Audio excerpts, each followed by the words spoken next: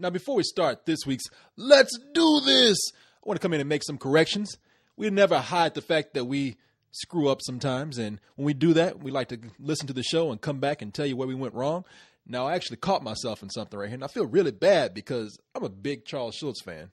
Charles Schulz being the guy that created Peanuts, Charlie Brown, Snoopy, all those characters. And we started talking about a movie. Now, the movie that we mentioned was, I believe it was A Boy Named Charlie Brown. And in it, we talk about how Snoopy is going from place to place to meet up with Charlie Brown. And whenever he goes into certain areas, they kick him out and then they say, "No dogs allowed." Now, right when we were done recording, I thought to myself, well, hey, wait a minute. That's not from A Boy Named Charlie Brown. That's actually from Snoopy Come Home. Just wanted to come in, set that straight. No disrespect to my man, the late Charles Schulz. So with that said, here's our show. Good evening, co-host. Good evening, Corey. That's my Halloween voice. And that was my Jim Henson voice. Or Jim something. Henson, that's your Marvin. That was Marvin. Marvin. The Martian. That was Marvin. Hello, Corey. Do you have the capitulator? Or whatever it was he was looking for. The P15 capitulator. Whatever he was trying to get. I was trying to get my Dracula voice going on. Good evening, co-host. You gotta go blah, blah. Good evening, co-host. Blah. I thought for this show, Halloween's coming up. Halloween's right around the corner. That's right. Now, you had a suggestion of maybe talking about some Halloween things. Yeah, just some, some cool movies that we probably would recommend for you to play in the background of your big Halloween bag. That's right. So, well, this is Let's Do This, of course, our show. We on this show, we kind of just bullshit around. And we are completely bullshitting around. 100 fun. And we run around and bullshit some more. Exactly. In fact, we have shit coming up our ass like bulls while we're walking. Yeah, all right, Corey. Okay. All right, I'm sorry. Yeah, on this show, though, what you get is, as I said, co-host and I just sit here, just kind of shooting the breeze. That's right, shooting the breeze. But more importantly, we get to your emails at some point because this show is about you. Yeah, it's about you. And you over there, dummy. And you, too. And you. Yeah, so we like to start out just by talking about what's been going on. Yeah. What's been happening, maybe some things that we like to share with you. Right. And then after we're done with that, then that's when we'll concentrate on reading your emails out there. Mm-hmm. So let's see. We got off on a good start here, so I guess we can go ahead and start talking about some of the Halloween suggestions that we have. So let's do some talking, Corey. Yeah. All right, then. Well, are you ready? I'm ready, dude. All right, then. If you're ready, I'm ready. Then let's do this! Yeah, it's getting longer every week. Yeah, it is.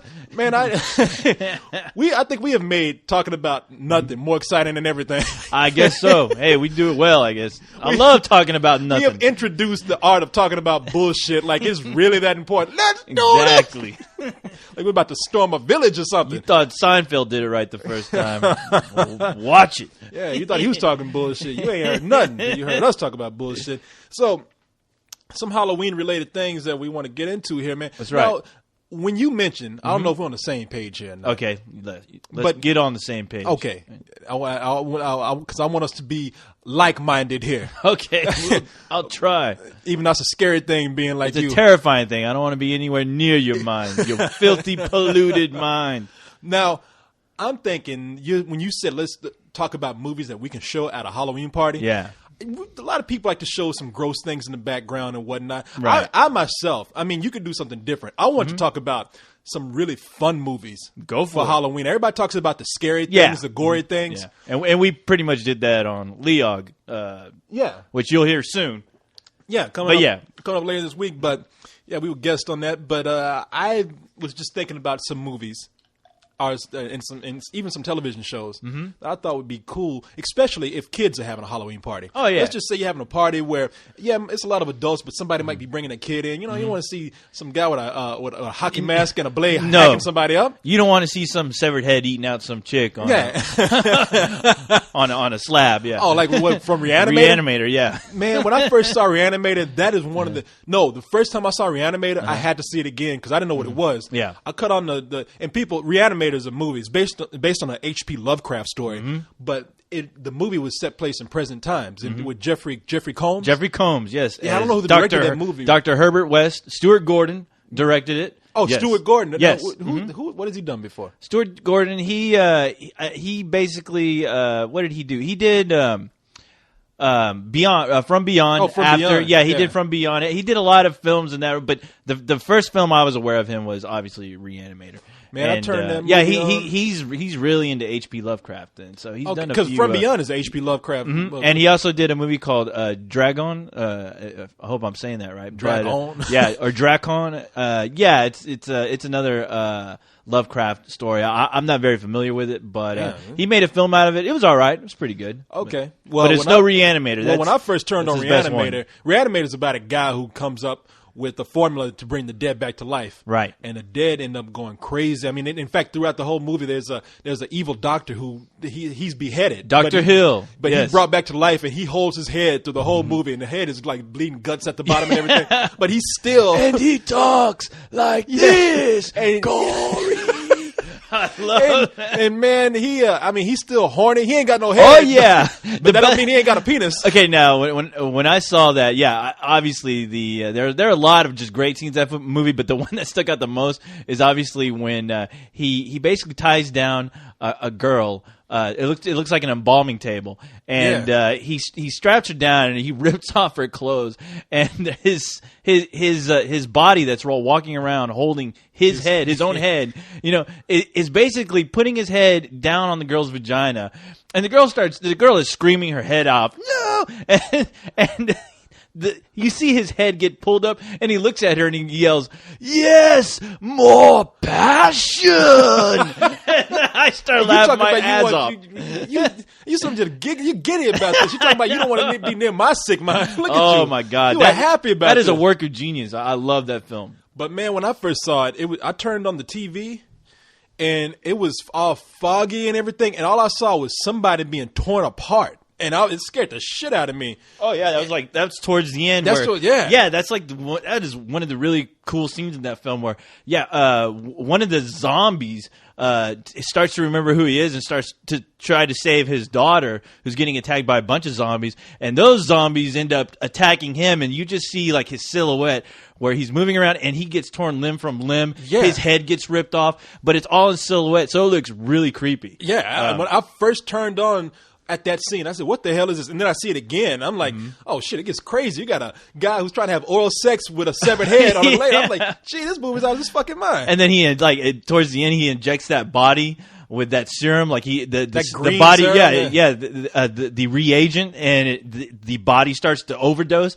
and then all the intestines start popping out and start attacking the doctor. Yeah. I mean that movie was insane. Then they had a sequel, Bride of Reanimator. They right? did I have didn't see that. Bride of Reanimator. Oh, I did. It was good. It was a little bit more campy than I would like, but it's a fun movie. I mean, the cool thing is that the guy who played Dr. Hill, he's in it, and they give him, he has bat wings attached to his head so he can fly, which is insane.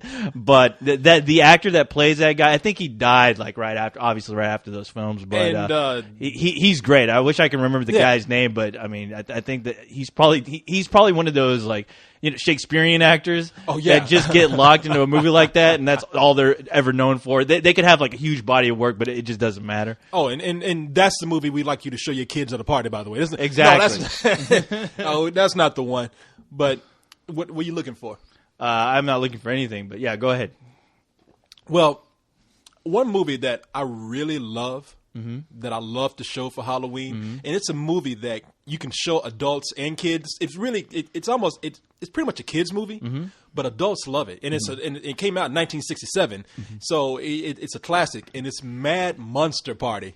Oh yeah, you love talking about that movie around Halloween, Corey. I do, man. Yeah, I do. I love that movie. It's funny. I've seen bits and parts of it, but I just can't help but laugh when I see those little animated dudes running around like a little Wolfman. Yeah, and it's obviously it's done by the same team that did all the. It's Rankin Bass that did it, and all the little. It's a party where you have classic monsters such as the werewolf and the Invisible Man, Dracula, Dr. Frankenstein. Everyone's there. Which is it, who is actually a rip off of King Kong, the Blob. Phyllis Diller plays a role in there. She's some crazy witch or something. And it's a fun movie, man. And what's so cool about it is that it's done by it was written by Harvey Kurtzman. And that's the guy who came up with Mad Magazine. Oh, really? And, Okay. and then the artist who did all of the creature designs on it is a guy named Jim Davis, who actually I think that might be the guy from Garfield. Oh no. Maybe I should look this up. Look it up, Corey, please. Because We get enough emails like you guys never know what the hell you're talking about. No, I'm sorry. It's Jack Davis. I was a Jim Davis. There The guy you go. did Garfield. Yeah, all the creatures are like Garfield. Shit, Garfield's scarier than that shit. I am not a Garfield fan, so I would But- not know.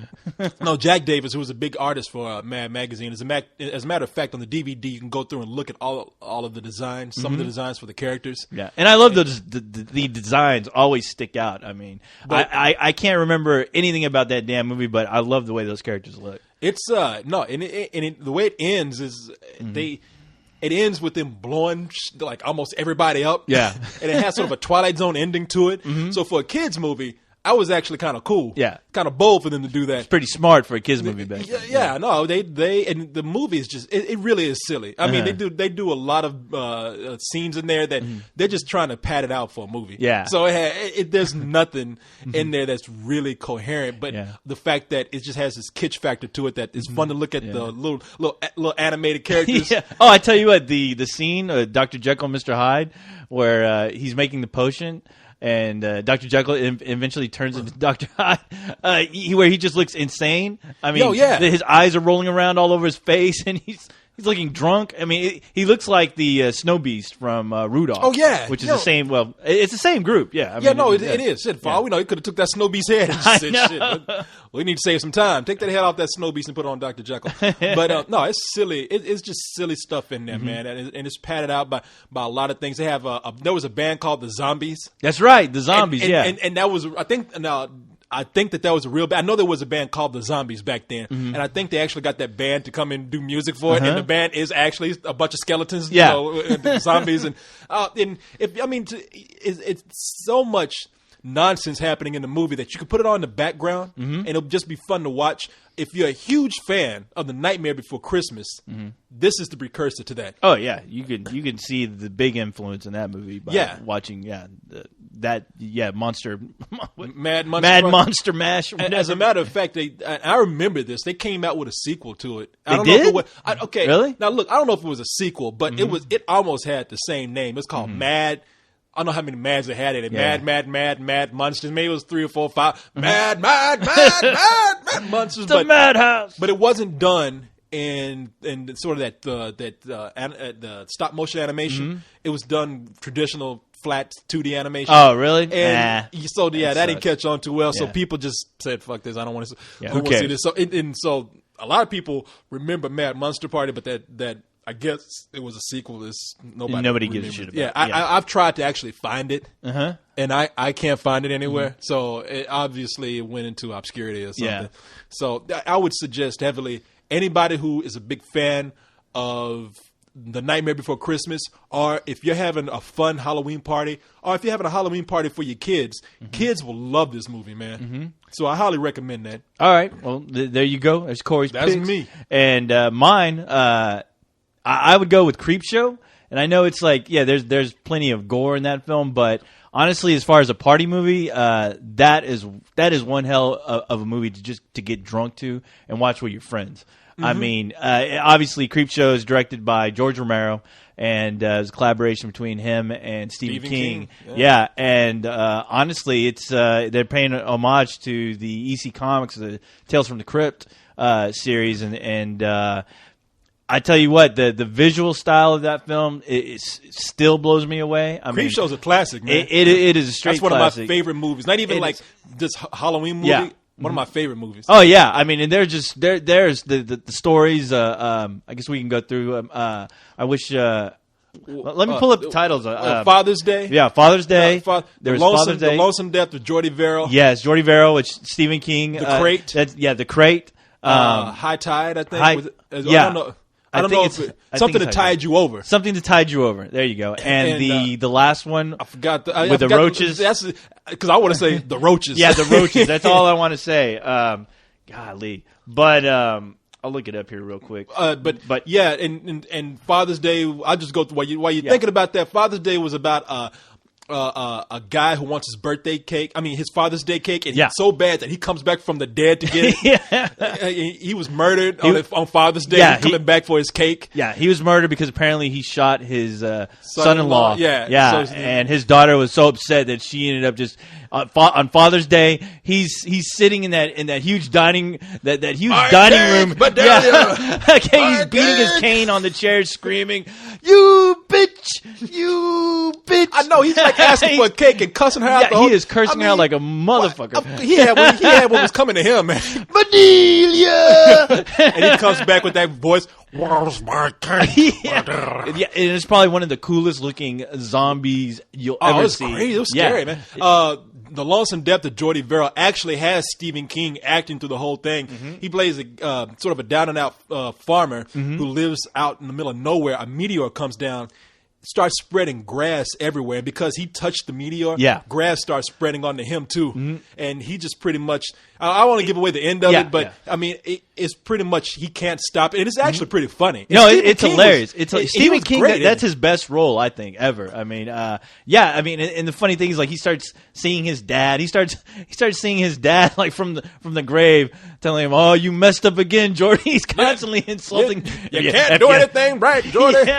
Yeah, you jump in that water, you might as well be signing your death warrant. Yeah, because he wants to, because the weeds on him make him want to jump in the water so bad. Yeah, and he's itching and he's trying to get drunk just to get his mind off it. And it's a tragic story, but it's really funny, and it's amazing to see Stephen King, who's one of our greatest writers today, actually have a sense of humor and actually act well. I mean, he acted. Pretty Oh well yeah, in that no, film. he was great. Like I said, I think that's by far his greatest And performance. he wrote all these stories, by the way. Yes. The Crate is just a weird one. It's about a creature that survives in a crate for years. That one fucked me up. Watching that one, it really fucked me up because it's supposedly a Tasmanian devil that you find out that's in this crate. I mean, that's not going to spoil anything. It's just what really sticks out. But is it's like it's a mutated. It's a mutated. It's like a gorilla and a Tasmanian, Tasmanian devil. Like, and the thing is, like, this could thing survive. tears you. It tears people apart, literally. And there's times when you see it, and it is really disturbing. Like the camera angles, the way they do a lot of the killing sometimes is just like a comic book panel.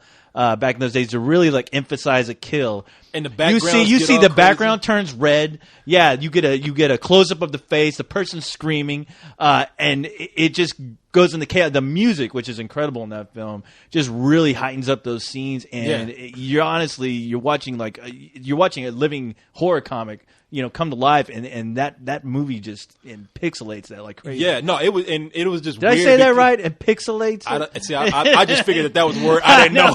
That's my computer lingo. Pixelate. I'm like, is that okay? Oh, you didn't just say pixelate. You said And impixelate. That's probably not a word. That sounds like death by pixelation. Impic- Impixelate, like embed somebody. I'm gonna impixelate you. I'm trying to be smart. I'm a robot. Damn it. Smart. For an average person, you're very smart. For a robot, you're extremely dumb. No, I am extremely. I'm too busy looking at dumb shit on the internet. It's like, you know, you have computers that can store vast amounts of information. Yeah. You store vast amounts of useless information. Well, thank you. For, I mean, just like me. Thank you for the Windows 95, Corey. I didn't build you. The greatest present ever.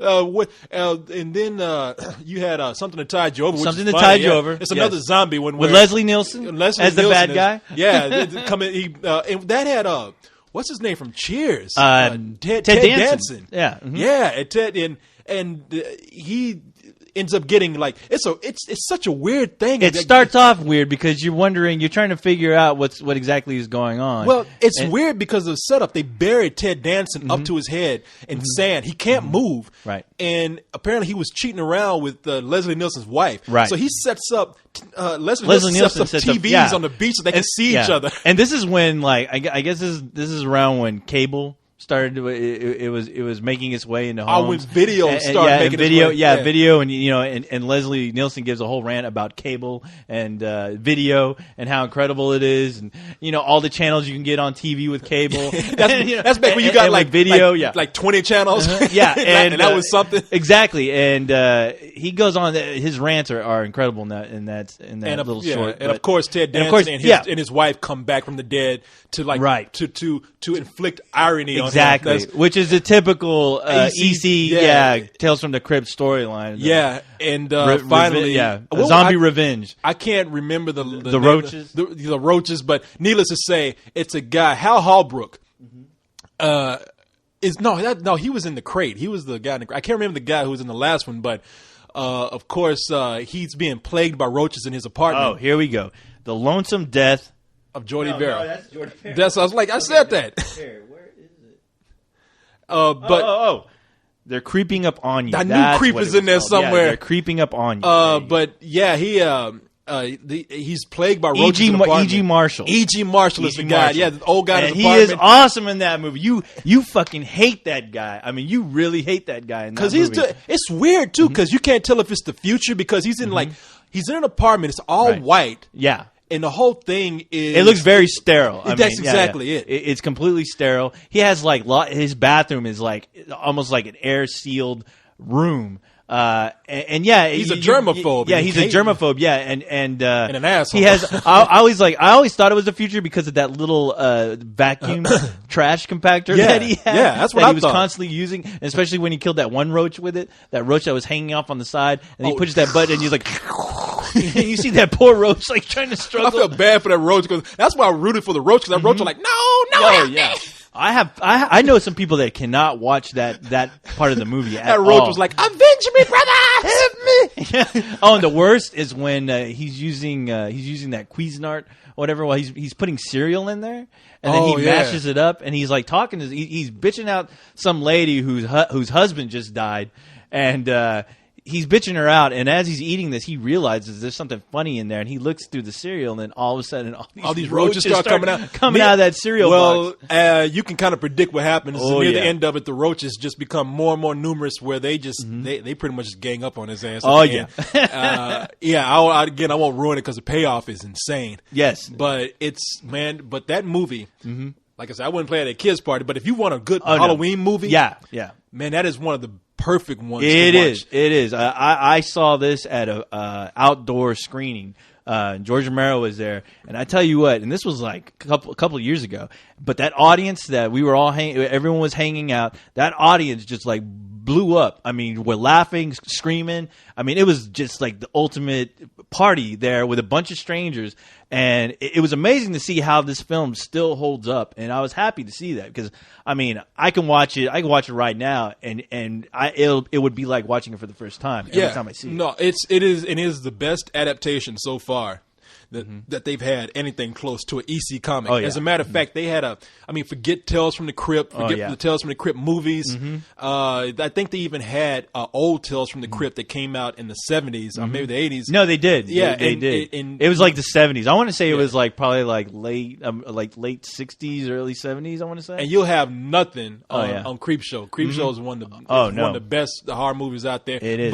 but it's also somewhat of a comedy too. It doesn't take itself seriously. Oh at all. no, and that's why I'd recommend it for a party. I mean, Yeah. it's not going to freak out the chicks. That soundtrack they're is gonna be cool, left. too. That soundtrack is amazing. I remember I went out of my way to find those tracks on Yeah. the internet, and luckily enough, I did find some of them. But it's amazing. That score really sticks out, and it's a shame that looking at a lot of these horror movies, like that's my one problem with a lot of these horror movies today is they just can't get those soundtracks right. No, they can't get it creepy. I mean, no, not at all. They're playing stuff to shock you. And a lot of it's I mean, like piano work, and it's in it's Creepshow, amazing. piano's some scary shit. Oh, Man. yeah. You just play piano by itself. Definitely. I don't yeah. know why that shit's so scary. Walk in the room, see a cat walking on that Yeah, shit. I mean, hell, it did wonders for Halloween, for crying out loud. Oh yeah, So- shit, if you make a horror movie, you hear that, people? Yeah, piano. all the way. Take them damn piano lessons like your mom screaming at you. Do it. Sitting there looking like the Phantom of the Opera playing that shit. Exactly. see little kids all hunched over. Ding, ding, ding, ding, ding.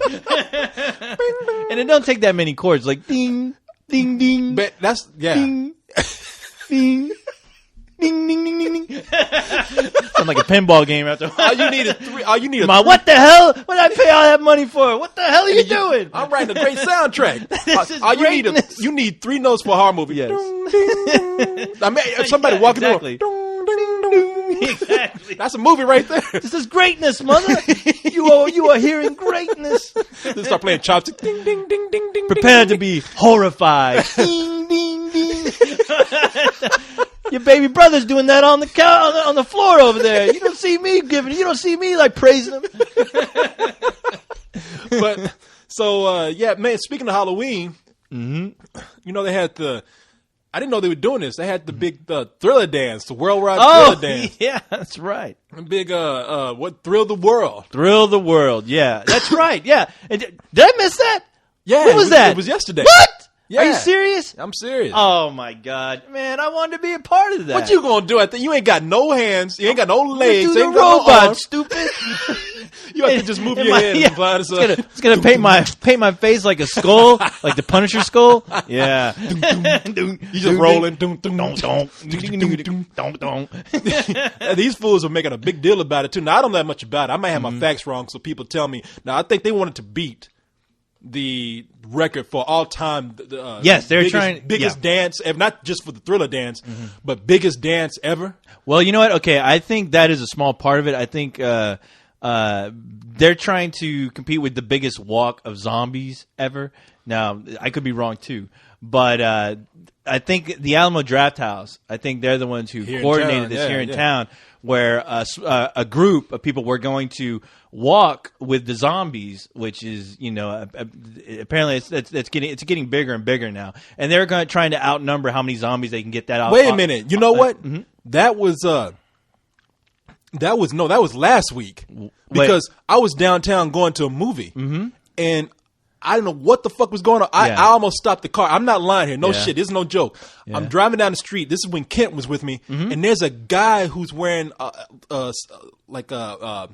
what do you call it? He's wearing scrubs. Like he just got out of a hospital. Yeah. And he's got blood all over him, and he's stumbling. And look, I almost hit the guy. I'm not lying. The guy was stumbling. He almost stumbled in front of my car. And I almost stopped the car because we were like, oh shit, what's wrong with this guy? And because we thought he was bleeding. We thought somebody left the hospital or ran out of an ambulance and was sick. And then we look over and we see all these people walking down the street looking like zombies. We're like, and I'm like, oh my God, this fucker almost got hit trying to play zombies. He's really into the role. Yeah, his ass was about to be a real zombie. And I'm walking down the street and I got there guys who are like looking at me. I'm like, get the fuck away from me. Yeah, I mean, it's like a million zombie march what they're trying to do. Exactly. And they're trying to outnumber the amount of zombies they had from the year before. And I think Draft House put together something where they wanted to have a group of zombies walk with that bigger group, and they were going to walk down 6th Street, and then they were going to stop in front of the Ritz Alamo Draft House. And as soon as they all stopped in front of that place, the Alamo was going to play the Thriller song on their speakers outside, and then that group was going to start to do the entire Thriller dance. Well, they had another zombie thing the week before because we saw it. Oh, so you're saying it was a week before? It wasn't the... Well, the Thriller thing was yesterday. Oh, okay. Now the zombie walking thing was like a week ago. Okay, then I heard wrong because somebody had told me it was supposed to be a part of that. Unless it was something different. All I know is I saw a bunch of people dressed like zombies walking down the street. Now, it's funny because everybody's being zombies, like, and they're like, they kind of acting mindless, and they're like, but they gotta obey traffic rules. Oh yeah. So you see a bunch of zombies stop when it says "Don't walk." And they're sitting there waiting. Okay.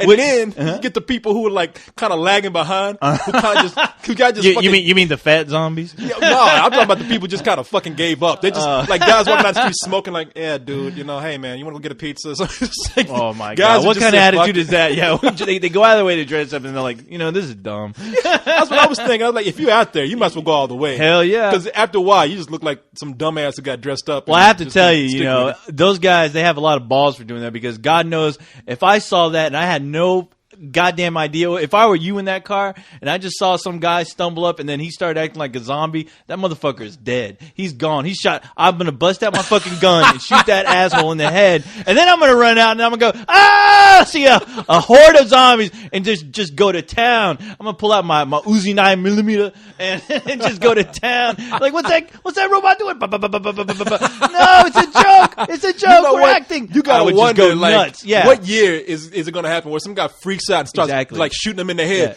Aim for the head. People are like, no, fuck no, man.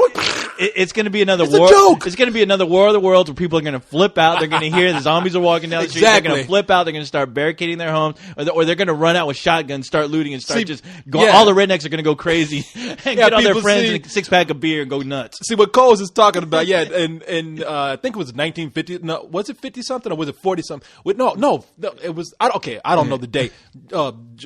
Orson Welles did a radio broadcast of War of the Worlds. And he read it like it was played on Halloween. Yeah, and it was played on Halloween like it was really like there was really a Martian attack. Oh, yeah. People freaked the fuck out. Oh yeah, people were like going nuts. I mean, They talked to one guy who trying went to get out of town. One guy ran outside. Now his water well has been up there for years. Yeah. but that night that shit was a spaceship from Mars, and he shot at his own fucking well for years. It's bleeding water. Look at that. That bird, you're not gonna get me. Oh my god. I can see that old bastard. He's there, his dog's barking. Oh, look out, Cletus. He's gonna pee on you. Alien water. But yeah, some people gonna think that like a real zombie invasion is happening. They're gonna start shooting people. Oh hell yeah! And you know that it would have been tragic. It would have been all over the news. And I'm like, But you know, in this hey, case, people. what are you gonna do? Yeah, shit. I thought it was zombies. I thought it was a zombie war. Nobody told me. I was prepared. That's right. Prepared for the zombie holocaust. I was smart. I was stabbing everyone. You see some guy stabbing people with swords in the head. Boom. Yeah, because you know there's some guy who wants the zombie apocalypse to happen. Oh hell yeah! I He's want just it to gonna be happen. ready, I yeah. want it to happen. It will happen, Corey. Don't you worry, Corey. It will happen. So make sure I don't shoot you first. You Some gotta pay guy's been attention. ready.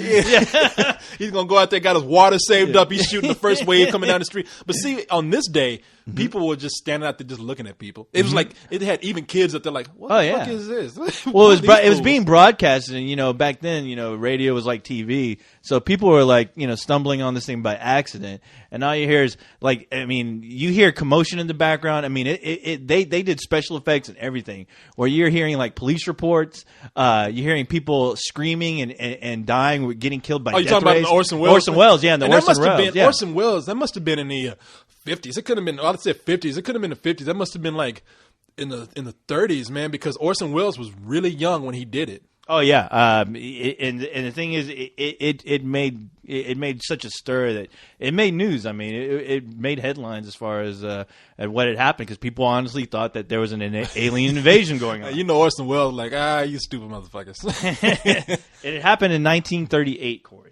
Oh, okay. So it Yes, did happen in the 30s. October 30th, Okay. 1938. All right. Yeah. Well, I'm expecting a repeat of that with the zombie holocaust. Oh, and I cannot wait. I'm surprised nobody's done. We should do that. Shit, I ain't getting shot in the head going down the street acting like a fucking zombie. I almost killed somebody in the first place.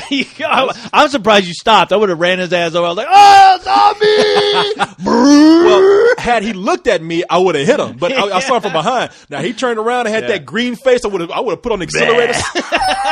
Zombie! That would have been hilarious if you hit him. He started like getting up all slow, and I'm like, "Oh shit! He's a zombie! He's still alive!" Back up on him, push it, boom. Come out with my tire iron and beat his head in. And you go, your car lands right in the middle of 6th Street, and you see all those zombies heading towards your car. I just go through the whole start crowd. plowing, Dawn of the Dead remake. I got them all. I'm killing them. Cops are shooting at you. No, it's them. It's them. I like get out the car. And I saved the day.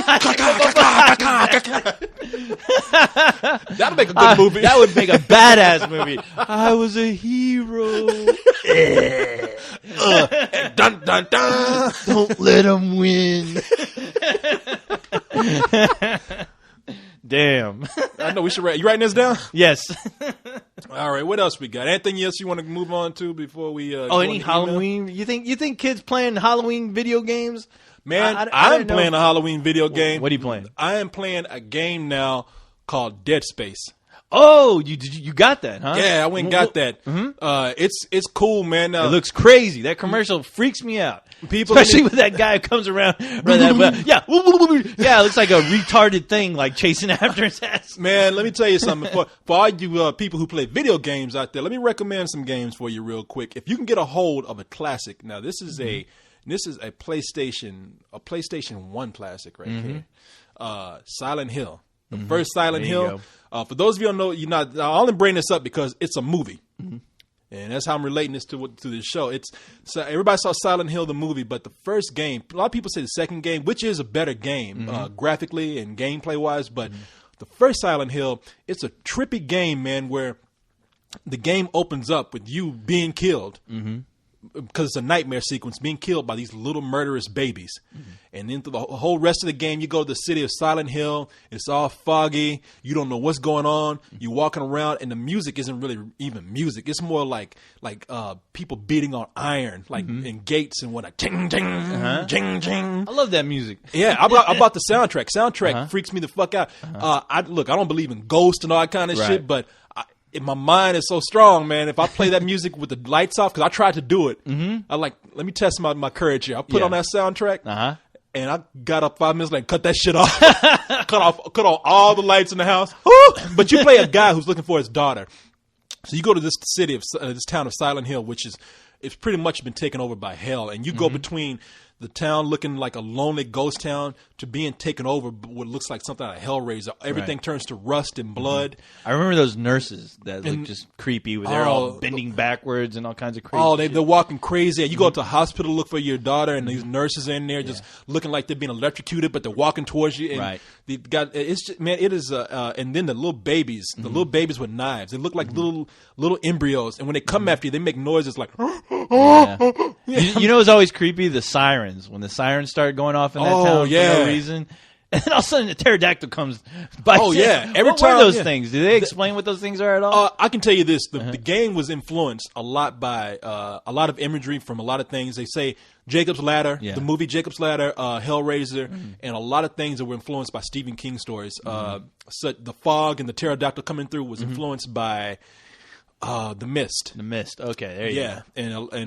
And a lot of the shaken nurses and whatnot, that was Jacob's Ladder. And so whenever it goes into Helltown, this siren goes off, and unlike the movie, you're pretty much all alone, except for like characters you spot throughout the game.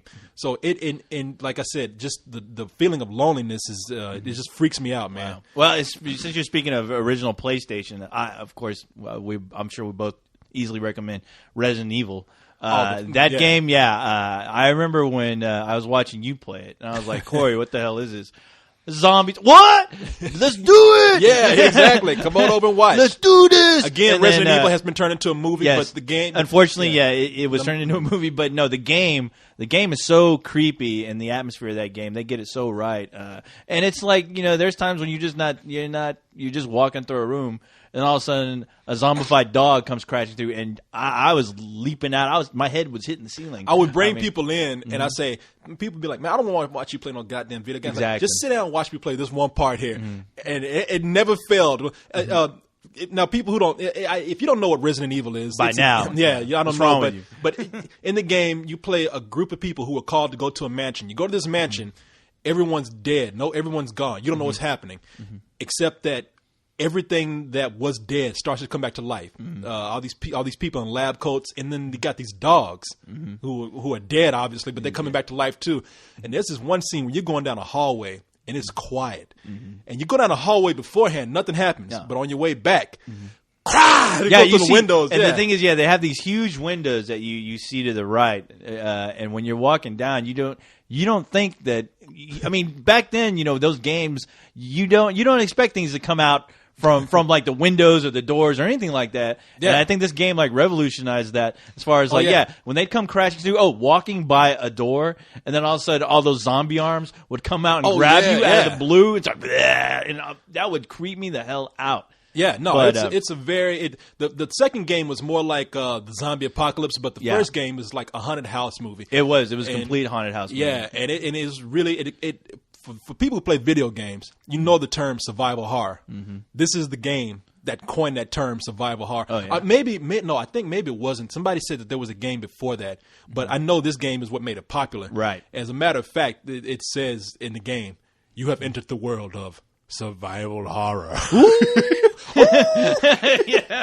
But the game I'm playing right now, man, Dead Space, it's not as scary as people make it out to be. Like they say, it's going to really creep you out. You jump because things come out after you. Yeah. But it's a cool game, and they're making this into a movie. In fact, they are. In fact, they have a video coming out called Dead Space Downfall. It's an animated prequel to the game. Wow. And they say it's really bloody. They say Yeah. it's don't expect any. It's better to rent it and watch it. It's nothing special. But they say the reason why it's animated is because if they tried to make a movie out of it, first of all, it would be expensive. Second of all, it would be an NC-17. Yeah. Because it's so bloody. Yeah.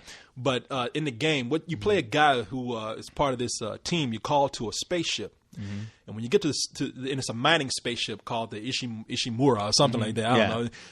And it's huge. Spaceship is huge. So you get there. Long dong ship. Yes. Yeah, it's a distress signal you're answering, and pretty soon nobody. When you try to communicate with it, you get no answer. So you get there, and of course everybody is dead, and you don't know what blood is all over the walls and everything. Now you see all these dead bodies everywhere. But what starts to happen is a few of the bodies start to come back to life, and they're not coming just back to life, but they're turning into other creatures. Like they got fangs and legs coming out of their arms and everything, and so in order to you have to you sit on a bunch of missions, which requires you to go in and do things all alone in this ship infested full of these dead bodies that are coming back to life. That's monsters. And the game has a real cool mood to it because it's dark. Your shadow is cast on walls in a way where you don't know if that's a creature coming after you or if that's you. Wow. There's the sound in the game is great. You hear whispering going on the whole time. And you don't know where it's coming from. Wow. And and what I mean by it's not scary is because you're a guy who's wearing a big space suit and you got a badass gun. Right. So it sounds like a better version of Doom, of Doom, and also of Event Horizon. Well, the game is a mixture of Alien, Event Horizon, and The Thing. All those things pulled together. So if you're a fan of those movies and you like horror video games, and I love horror video games, then this is a badass game, and it's going to be a movie. They're going all out because I know there's supposed to even be a comic. I mean, there's a comic book series too. Yeah. So all these video games and movies are going hand in hand now. So and it's and it plays much like a movie too. I mean, it's a lot of fun. You should, is it available on what consoles is it available? That's Xbox 360 and the PS3. Okay. So Damn. no Wii for you. No Wii. Come on. But that was a good one, man. Resident Evil. Oh yeah. I mean, we were playing Resident Evil not too long ago, Part 4. 4. Yeah, which is easily as creepy, and on the Wii, it's incredible. Well, it starts out creepy, but it moves on to like an action. It becomes game. an action, yeah. Because the creepy part is when you go into that village. Oh yeah, and everybody just goes nuts. The whole village turns on you. They're cool at first, and then all of a sudden just something snaps. You see a dude they start milking attacking a cow. your ass with a cleaver. Yeah. Oh yeah, yeah. And people pushing eggs and shit, and they're talking Spanish to each other. And they see you, and they're like, "Oh Lord, asshole, gringo!" And that music kicks in. Maricon, yo, americano, pinche americano. Well, Maricon is whatever. I don't know. We won't get into that. What that is. Yeah. So anyway, that's our Halloween video game. There you go. One classic though, I gotta recommend if you want to get something for the kids, strictly for the kids. And something for the adults who want to like have some good flashback memories. Yeah, I go every Halloween putting this on. It's The Great Pumpkin, Charlie Brown. There you go, The Great Pumpkin. Yeah, even though it depresses me sometimes, all them damn Charlie Brown episodes depress me. Man, it is depressing. Yeah. It's like it's Charles Schultz. You got to read his book. That was that fool was disturbed. Is it anything like the? To be honest, I've never read any of his stuff, but is it like the movies? As far as like the tone, I know sometimes like stuff like that, it usually takes on a bit of a darker tone. Man, you talking about something scary for Halloween? Charles Schultz was disturbed. Everybody really? remembers him as being lovable with Snoopy, but you read his book, he had some issues, man. Like really?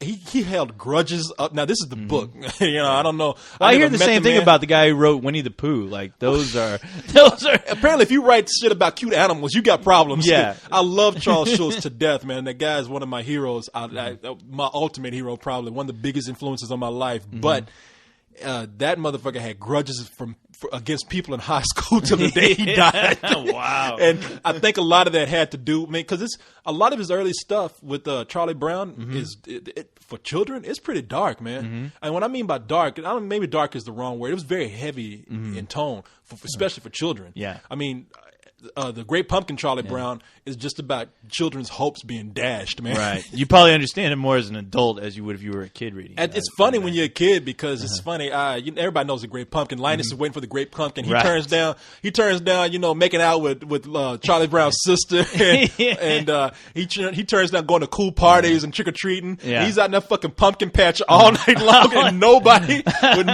And Charlie Brown's little sister tries to be cool with it. She's like, I believe in you, and it's all about having faith in someone. And not only is that person getting their hopes dashed, but you believed in someone who let you down. I know. Because the Great Pumpkin never shows up. Yeah. And when they do think it's him, it's Snoopy fucking with them. He comes up as the Red Baron.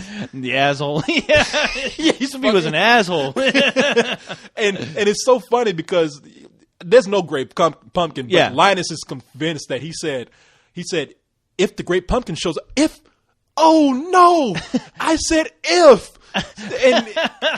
And so he's convinced that because you're never supposed to say if, you're supposed to say when. When. It's almost like this whole rant against religion. I mean, in a way, it's like the moment you just say the wrong thing, all your hopes come dashing down. Wow.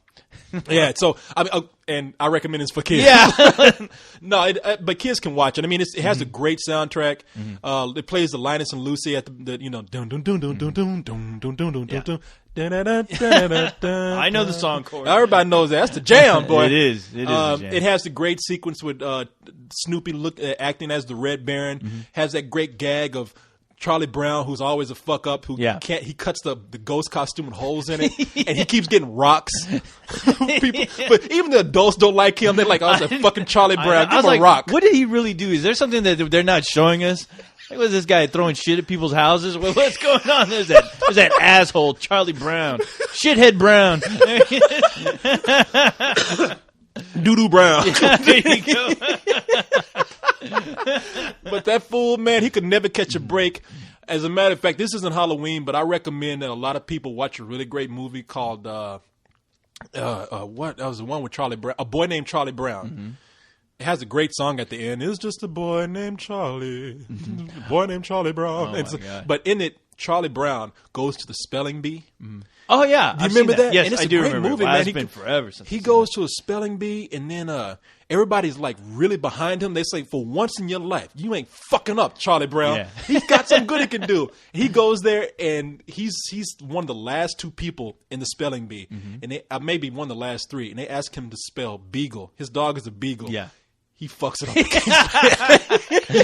up. And he goes, it's depressing, man. He goes home, and nobody's waiting for him at the bus station. Right. It's all quiet. It's just him and Snoopy, right? I don't think so, because Snoopy went to go find him. Yeah. No dogs allowed. There you go. Because he's looking for him. I remember that. Because, that's it. Linus goes with them. And Linus is sick because Charlie Brown's fucked up. Linus is sick because he has that addiction to that blanket. Yeah, his blanket gets taken away. He's going through withdrawal. So I think Snoopy tries to bring him his blanket back. And everywhere Snoopy goes, like goes to the library, no dogs allowed. But they finally get there. So when they come back, nobody's waiting on them. Linus and Charlie Brown get home. Charlie Brown just goes home and just says, "Fuck it, man." He hides under the covers. Like he has the shades down, and it has one of the most poignant endings for an animated film I've ever seen. Linus comes in, and he pretty much doesn't come in and say, "This is what's great about this." He doesn't come in like a kid's movie would take and say, "Oh, we love you, Charlie Brown. We were wrong." No, everybody just says, "Fuck it, we're not gonna talk to Charlie Brown." But Linus comes over. He doesn't give him a pep talk. He's like, "Hey, Charlie Brown, you know what, man? Did you notice the world didn't come to an end?" There you go. And Charlie Brown's like, "You know what? I guess it didn't." He gets up, puts on his shoes, goes out to try and kick that football. Lucy pulls, the bitch that she is pulling that football. She pulls it out, and she's like, and he falls on his back. And she's classic like, scene. "Hey, welcome home, Charlie Brown." And go. it's like, "Hey, man, that's cool." Charlie, my life. Oh well. You're right though. What did Charlie Brown do, man? I have no clue. We'll never know. That you know that he grew up to. He was a Klansman. That's what he was. That's what it was. When Charlie Brown, when the camera wasn't on him, Charlie Brown was talking to Snoopy. Now those fucking niggers coming our yard, I want you to bite them, okay? That fucking nigger mailman that comes by. Snoopy dresses up as a Red Baron, looking for him, looking for the blacks. Here come the coloreds. No blacks allowed. God, get your dog, man. Get your dog. Trying to deliver the mail. There you go. But anyway, so that's that, man. Oh, Yes, go real ahead. quick, another movie to throw in is Evil Dead 2. Obviously, that's an obvious one. got We don't even have to go into Yeah, that. yeah. But do you remember a film that came out? It came out on television, and it was called Night of the Scarecrow. No. You don't remember that? I don't. I honestly do not remember that. Okay, no. this is. I don't even know if it's available. If you can find it on VHS on eBay or somebody threw it on DVD. But I remember seeing it was a TV movie, and it's probably by far one of the creepiest TV movies I've ever seen. It's basically about this in the small town. I think it was in Kansas. A kid gets killed.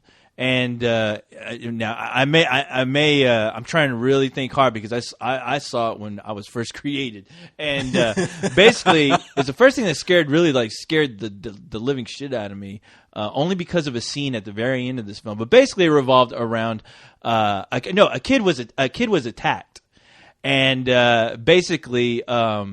Everyone in the town, including the sheriff, was looking to see who attacked this kid, and they find out that they believe it to be this older guy who was basically he was retarded, and he had his mother. He lived with his mother, who was a really old lady. But basically, they go to find the guy, and they basically ended up killing him and I believe. No, they didn't kill his mother, but they ended up killing him. Mm-hmm. So they killed the retarded guy, thinking that he tried to attack a little girl, like they do all retarded. Exactly, and so basically, it becomes a revenge movie where this scarecrow, basically that's out in this field, starts disappearing every time one of the guys, one of the gang of guys who went to go look for that guy. They start ending up getting killed in weird, mysterious ways. But the scarecrow, you always notice the scarecrow. And basically, at the end of the movie, the sheriff ends up getting killed, and the sheriff ends up getting killed by running into a pitchfork that's right in front of the scarecrow. And the thing is, like, the little girl who is supposedly attacked, what used to be friends with a retarded guy, and that's why they believed it to be him, because they knew that retarded guy liked hanging out with his little girl, and they thought it was creepy. Yeah. And but basically, at the end of this film, the little girl walks up to the scarecrow, and she calls the scarecrow by the guy's name. And you see the scarecrow just hanging out, and then it's the only part in the movie that you see the scarecrow animated, where the scarecrow just kind of tilts his head down and looks at the little girl, and she's smiling up at him. And the scarecrow is the creepiest fucking scarecrow you will ever see in your life. But that one scene, like, just creeped me the hell out. But you got to find this movie. It's just so old, and I wish I could find it on VHS or DVD even. But it's called Night of the Scarecrow. Try to look it up, Google it. But you'll check it out. It's one of the creepiest scarecrow films. Man, it makes I've you wonder ever what seen. happened. Did they actually finish the retarded guy off? Did he like come back in a scarecrow? I guess his spirit came back in a scarecrow. His spirit came back in a scarecrow. Like Chucky or some shit. Yeah, it was strange because people were getting killed by like the those big silos where the corn, like some guy gets suffocated because the silo gets turned on and corn falls drowns. on Corn falls on this guy. Damn, and he's death by suffocated corn. by exactly. And I was like, yikes! I was like, why can't the guy? When I was a wee robot, I was like, how come the guy can't eat his way out? What's that? What's the big deal? But Didn't like corn. Man, but I tell you what, the mood of this movie, it was creepy, and it had one of those old style like NBC like TV movies where it was shot on film. Movie, huh? It was a TV movie. It was shot on film. But pretty creepy for a TV movie, it came man. out like around, I want to say like around the mid 70s or so. Damn, for a TV movie, that's wild. Yeah, man. but I tell you what, that shot is probably one of the creepiest shots I've ever seen. I still think about that shot every Halloween. Whenever I see scarecrows out, when people have their scarecrows, I think about that scene. That he was just hanging. You start screaming. And looking at that little girl. The creepiest thing was that little girl was out in the dark in front of this cornfield, talking to this scarecrow. Because throughout the movie, people would look over and see the little girl talking to the scarecrow once in a while, and you thought, maybe that's like her like one of her friends. Yeah, or something so she they just kill made. the retarded But then- friends, but and now you she's then- talking to but- scarecrows. Yeah, but then you put it together at the end that it's basically the spirit of the guy's name is Bubba. The retarded guy was named Bubba, I believe. Yeah, so Bubba the retarded guy. Yeah, and oh my God, Bubba- look for it. Bubba That's Gump. that's something to look for. It was Bubba from Forrest Gump. It might be, yeah. It might be on YouTube for all I know. But check it out, Corey. You would love this. All You right, would love this I'll movie. see if I can find it, man. Yeah. There's a lot of shit I've been trying to find. Like I said, I tried to find that Mad Monsters thing. I couldn't find. You don't have that on DVD? I got Mad Monster Party. That's right. Okay. And I bet you I'll find it. I'll try to find this too, man. It's I would love to see that. Oh, dude, They had a bunch of crazy shit like with Night in it, like Night of the Gargoyles. They had a movie, and that was a movie about these. It was a '70s movie, and apparently in the '70s they had a lot of Night of something. Yes. Night of the Gargoyles, Night of the Living Dead. Night I'm of the sure Living just Dead. they Night of, like, that movie. Yeah, spurned that, basically, yeah. spawned that Night of series. the Night of the Lepus with the killer rabbits. Right. Mm-hmm. So anyway, all right, and it was always a killer something like killer gargoyles, killer scarecrows, Right. and killer rabbits. It should make a movie. Killer with all of those. cockroaches. Oh yeah. All right, man. Let's go ahead and do we cover everything we need to cover? I think so. Yeah. All right, then. I can't think of anything else. All right, that's the Halloween recommendations. There There All you right. go. Have fun with that. Okay, so now we can go ahead and finally get on to what is the real purpose of this show. The point of the show. Well, I guess we're kind of getting No, away from that. I won't even say it's the point. We just, I We figure, just, like I said, we just bullshit. Yeah, we're just hanging out. We can get into some emails right now. Yeah, let's do it. All right. So, go ahead and get into our first email here. The first one is from I can't read this person's name. Chahadi. Well, you know who you are when I read your email. M. Night Shyamalan. It says, let's see. I'd just like to know your thoughts on a few anime movies that have been universally known as masterpieces. More specifically, I'm focusing on Spirited Away, Akira, Ghost in the Shell, and Howl's Moving Castle. I feel that these movies are amazing, and I'd just like to hear what you think of them. Let me see. Look, okay, first of all, I mean, let me just say, Akira is one of my favorite movies Yes, of all time. it's still one of my favorite movies. Yeah, Yeah, I mean, even that though I movie- still don't know what the hell's going on, I still love watching it. No, I've watched this movie for years. Don't know what the hell is happening. I'm always like, every year, maybe I'll get a little bit smarter and I'll figure it out. Yeah, no, and you can. I mean, you'll be able to like piece it bit Yeah. by bit every year. Like, oh, I missed that piece. Like, maybe I should read that big ass comic book it's based on. Yeah, exactly. No, when Like, you get nah. through, no, that's all right. Yeah, because it's based on a comic book series that's Mm-hmm. big. Because I remember reading the comic book series for a little while and thinking like, oh, this will help me figure it out. And I'm like, this ain't nothing like the movie. Yeah. Mm-hmm. And that shit went on and on. I mean, it's like they got huge books collected behind that. But Akira, directed by a guy Katsuhiro Otomo. I think he co-wrote it and he directed the movie. Yeah. A bunch of animation houses in Japan did it. That is actually one of the most influential movies coming from Japan. In fact, maybe that's why you can't understand. You got to be Japanese to understand this shit. Apparently, they were out there, man. You But- need some noodles. Don't Yeah, you? but that movie has had a big influence on animation here in America. Not just anime, but on animation. Period. As an industry, it helped also usher in a new adult age of animation, and because Japanese have been all about Like Legend of the Demon Womb. what the hell is Remember? that? Yeah. You never seen those? I can't think of the actual title. It's like Yuka Tokashaka or something crazy like that. That But sounds like basically- one of those movies where you got tentacles coming out. Of some That- girls' that's vaginas exactly and what it shit. is. I think that series I ain't like into that basically shit. invented that craziness. Or I saw one of those by accident. The Dolby Theater was like notorious for playing any kind of Japanime that was coming out, and I was like, "Oh, look, Japanime! I'm gonna go check it out." And then the first 5 minutes, you see demons with dicks coming out like snakes, raping and attacking women. I'm like, "What the hell? What the hell am I watching?" Ah! And that's all it is, like one big rape scene. And I was like, "What's the plot? Just rape, demons See, raping the all world." that kind of stuff I'm not into. Look, let me No. tell you something. A lot of people think I make fun of anime and I don't like it. I love anime. Anime is one of the biggest influences on me growing up. I mean, because I was always, when I was a kid, I was always like, why do people treat animation like it's just kid stuff. Because every now and then you'd find those movies by Ralph Bakshi or something, and, Right. and everybody would say, oh, Heavy that's metal. Kid. Yeah, heavy metal. Yeah, one of my favorite things, Yeah. man. And people say, oh, that's kid stuff. I'm like, well, why you say that? Because it's a Yeah. cartoon. It's like, Right. I don't even like to use the term cartoon for that. It's an animated film, and people be like, whatever, man. And I was like, it's cool shit if you just look at it. Hogwash. Yeah, hogwash and poppycock. These funny pictures you walk in. I don't stand for baloney. But so the only place to get it where they actually, as an industry, treated animation as an adult art form was in Japan, and there was a lot of stuff over in Japan that I would watch, and Akira was one of those things that I was just heavily looking forward to. But this animation as overall, though, today, you say something like Howl's Moving Castle and Yeah. Spirited Away. That guy's name is, I think, it's Hayao Miyazaki.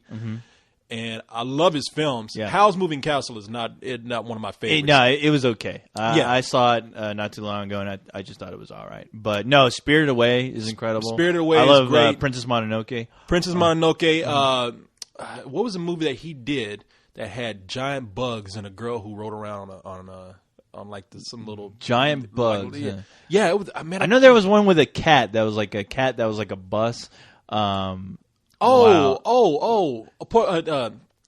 God damn it! What's the name of that? The one where the cat is like a bus. Yeah. I'm thinking of other things. He did a lot of. I'm talking about adult stuff, but Yeah. Hayao Miyazaki did a lot of things that were like great family entertainment. Kiki's Delivery Service. There you go. You remember that with the witch who had the delivery Yeah. service who rode around? It sort of looked kind of like Europe and Italy. Yeah. And then there's Porco the guy with the pilot with the pig's head. Yeah. I know these movies sound crazy to people, Yeah. but you should anybody who's into animation, anime, anything, watch this guy's movies. He's a brilliant, visionary guy.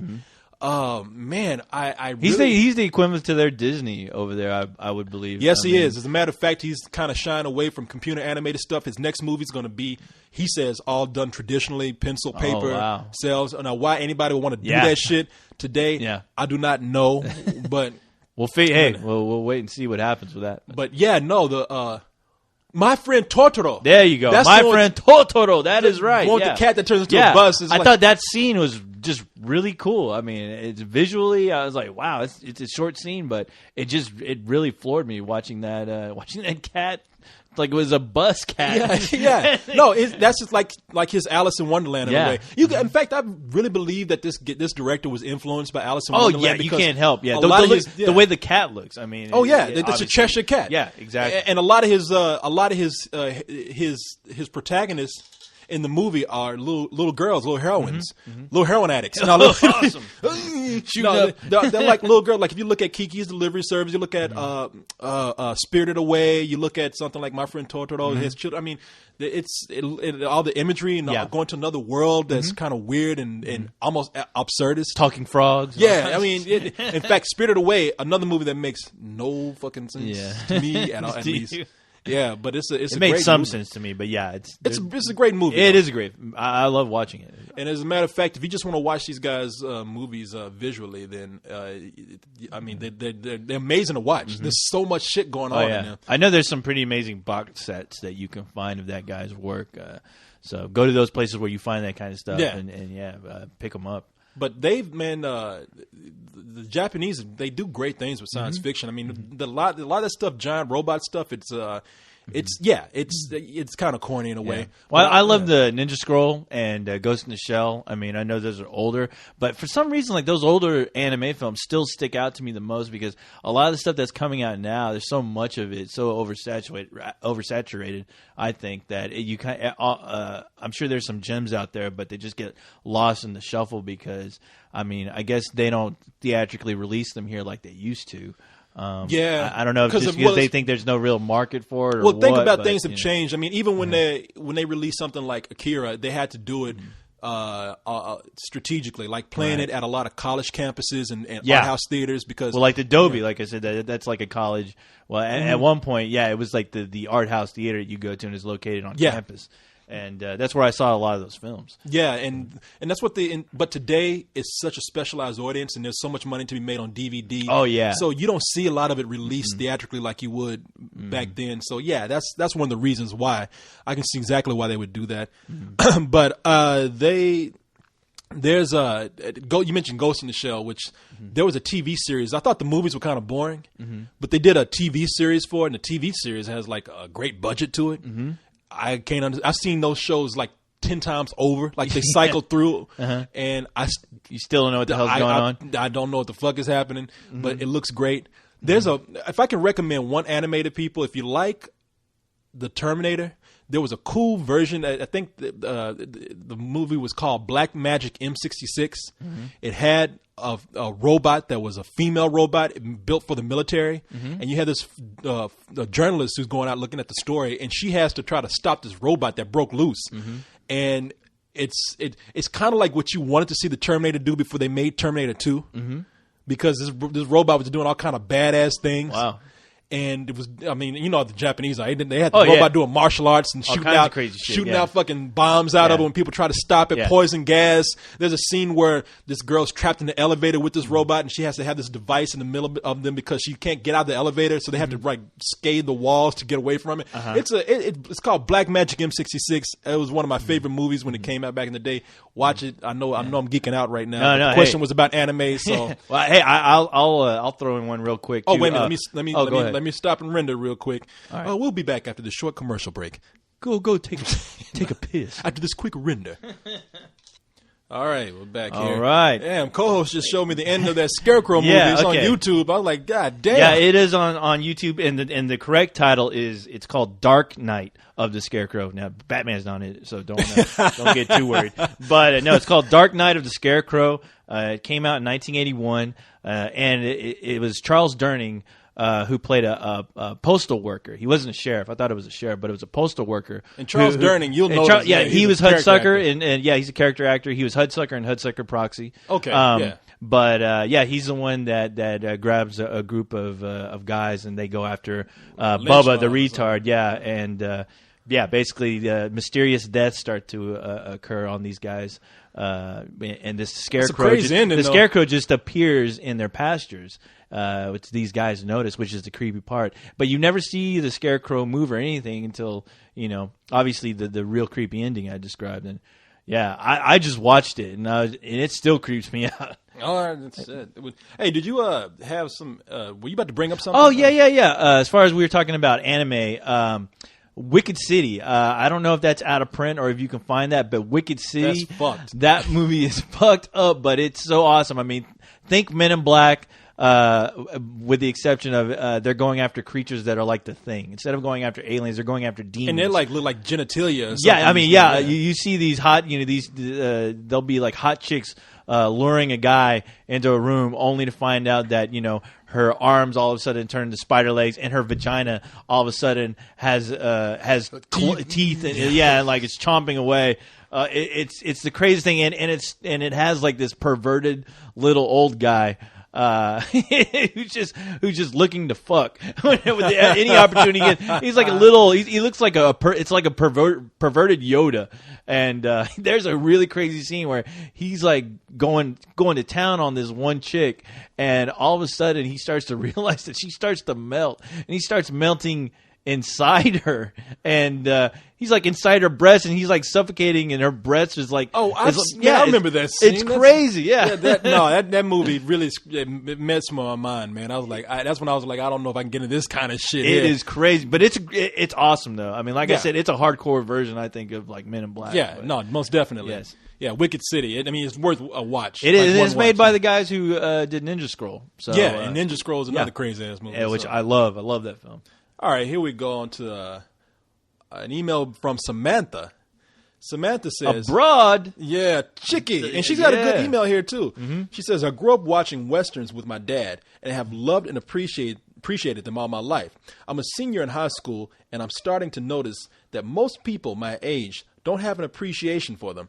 And most people who do, they're in the ages of 35 or over. Mm-hmm. So she says, I just saw 3:10 to Yuma. The theater was full of people who were 40 and over. And let me skip down here. What does she say? She's like, she said she thought it was a really good Western. And and she thought I was. Let me pull this. What's the up. question, Corey? I know, man. I should edit these things. I'm like, Yes, but we you should be- prepare like Well, Leon. I am prepared here, man. But the thing is that I moved. Man, I got so much shit to do. I just grabbed Corey's these a emails. busy and put them man. up. Exactly. Doing animation. Animation. Animation. Let me see. I just skipped to the point here. Yes. She says, Now, she is right though about older people being into westerns. I know. Until my computer circuits were getting nice and old and rusty, I started to really appreciate westerns. well, here's what she says. She says, is that what she says? She's like, okay, here's what she says. Seriously, she says, I know that if younger people would sit down and watch a good Western, they would see how incredible it is and want to watch more. But let's be honest. Do you think that's really going to happen? Westerns used to be one of the most popular genres in film, but now they're only getting 1 or 2 a year. Do you think the Western is a dying genre? I hope it isn't. Well, Samantha, look, I mean, the Western is something, it's I mean, it's would never you going to die. I mean, No. it's not. But it's not going to be something that you can do every, about Right. 10 a year. It's Yeah. a very specialized genre. Yeah. I mean, there are some genres which are just not going to go away, even if we see a little bit of them. Now, some genres are a product of their time, and you're never going to see them like they were again. Thing that comes to mind is blaxploitation. Blaxploitation, that was a reaction to its time, and today some of the imagery in that is probably even offensive. And Corey, might I say, let us have a moment of silence right now. Oh, for Rudy Ray Moore, Man, I'm your gonna get hero. into that. I mean, Are you? We'll Okay. do it right now. We'll take right. we'll take a minute right here. Yeah. Like, not a minute, but we'll take about 3 seconds of silence here. Motherfucker! He made that a line. Motherfucker! Yeah. But yeah, blaxploitation, you're never going to really see that like it was when it first came out because again, there were two things going on. Some of the imagery was offensive because it was made by people who just didn't understand black people. And then some of it was made by black people who made it as a reaction to what was going on in cinema then. You don't have sort of you don't have the gatekeepers who are stopping black people from actually being in movies as like you did back then, or being more prominent in films. But westerns, that's an adventure genre. You can always find a good way to make a western. Oh yeah. I mean, there's good ways to make modern day westerns right now. I mean, where obviously a lot of films, take some of their characters and plots straight from westerns, and which westerns took that from a lot of samurai films. Yeah, I mean, Yojimbo. I mean, yeah, exactly. I mean, Yeah. it's just like we're always going to see period pieces of certain films. I mean, we're going to. Every now and then, we're going to get a swashbuckling movie that's based on a pirate. Are we going to see a pirate movie every month? No. I mean, we're going to see. I mean, it's just like with anything. I mean, we're going to see certain types, and all of it falls under adventure. I mean, a western falls under the adventure the same way that a pirate movie would, or even a science fiction movie would in a certain way. It's a mythology that keeps it going. Oh yeah. We have this mythology of the cowboy that's out there, that like the lone guy who goes on against the opposition, or who goes out in the middle of the street to take on somebody one on one. And he's not necessarily a good guy. Yeah. I mean, well, at one time he was the hero, and now we've found a way to actually re-examine that. See, and change the times. I come from my westerns, or basically Sergio Leone films. Yeah. Those are the ones that turned me on to westerns. When I finally actually watched and really paid attention, they blew me away. I mean, the cinematography, the characters. I mean, and none of those guys are straight up good guys. Yeah. And those movies, it made me really appreciate westerns. And when I was getting into that, a few years later, then 3:10 comes out, and that movie, I was like, okay, wow, that's about as close as you can get. That, and of course, Unforgiven. Unforgiven is basically, we talked about this before. It's almost Clint Eastwood's love letter to the Sergio Leone films. But I mean, I'd rather wait for great westerns to come out every once in a while, every few years, instead of them just coming out as like just like the fantasy film for kids, where there's going to be one great one and then a bunch of bad imitators. Yeah. So when they do come out, I mean, like 3:10, and I didn't see the Jesse James film. Look, it was a good movie. It was a good art film. It's not a Western in the sense of In the the sense of- gunslinger going right. in and taking on a bunch of guys coming into town and saving the day. Nothing like that. It was more of a thoughtful film. But, I mean, let's look at it. There's always these elements that we're going to want to see that can be transferred to anything, and even if it's put within a Western, which is what a lot of people use to describe what they're doing. I mean, a lot of people describe Star Wars as a Western. Oh yeah, exactly. A lot of Yeah. people Han have- Solo was the gunslinger. Yeah. Yeah. Well, I mean, some people describe a lot of cop movies that we see today a Western. Some people describe RoboCop as a Western. Oh, yeah. I mean, the Western is a template for certain adventures and certain mythologies. So you're always going to have that Western film come out. Oh, yeah. Every now and then, we're going to want to see that gunslinger go into town and either take on that one bad guy or fend off a bunch of bad guys who are coming in to just burn everything down and rape and pillage or whatever. Because that's the hero. You know. I mean, so yeah, there you go. It's not a dying genre whatsoever. All right, so hey Corey, with the Quantum of Solace movie coming out, that's the James Bond film, Newest James Bond. the flick. latest one that'll be out in November. Who is your favorite Bond girl or favorite villain? And that is from Myths and Legends.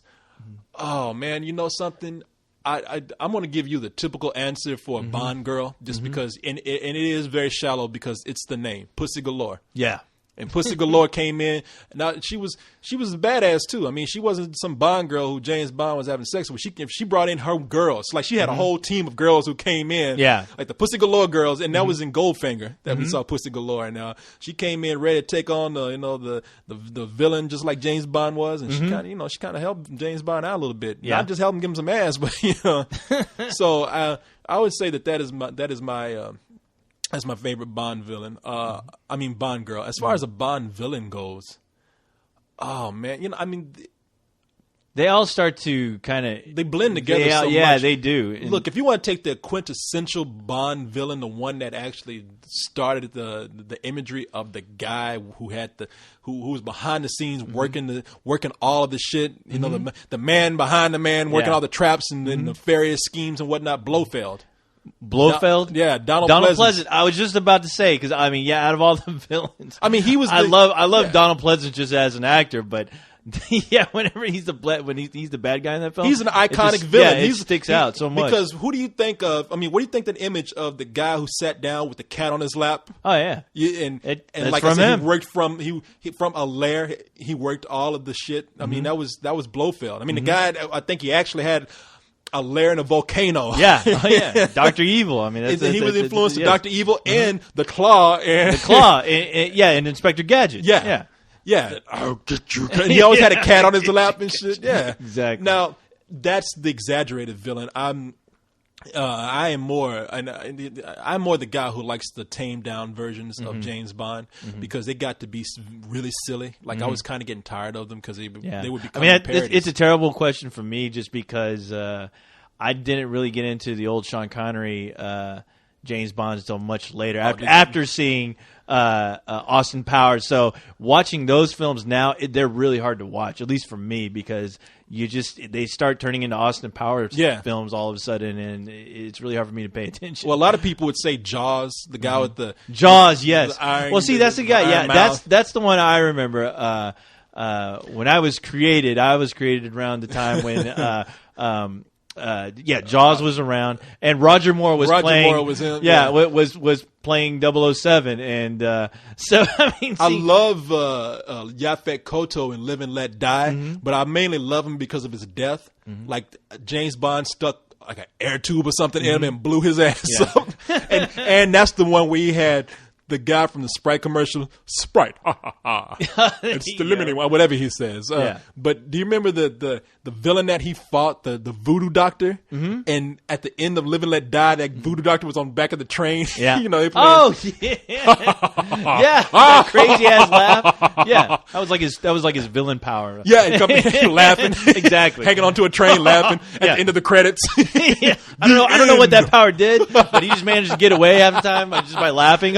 Poof! Yeah. The 7-Up guy. Exactly. So I love that guy, but man, it's hard to find a villain because when you want to mention Bond villains, the most memorable ones right now are the cartoony ones. Exactly. And if you want to know the truth, I've told people who people thought I was crazy. I said I thought that the last Casino Royale was the best James Bond movie since Dr. No, which is the first I agree. Bond movie. I agree. I was about to say the chick that was in that movie, she's my favorite Bond girl, to be honest. Well, her last name is Green. Yeah. I can't remember her name, but she was hot, man. And this girl is poised to probably be one of my favorites because she's hot. And that's the girl from Hitman. Yeah, the girl who only lasts about 10 minutes in these video game movies. Yeah, those video game movies. I don't know what the hell's going on there. Yeah, but anyway. As far as Bond girls, the chick from the last film. Because I like the villain that they had when. Pleasance. See, Bond villains are known for being eccentric.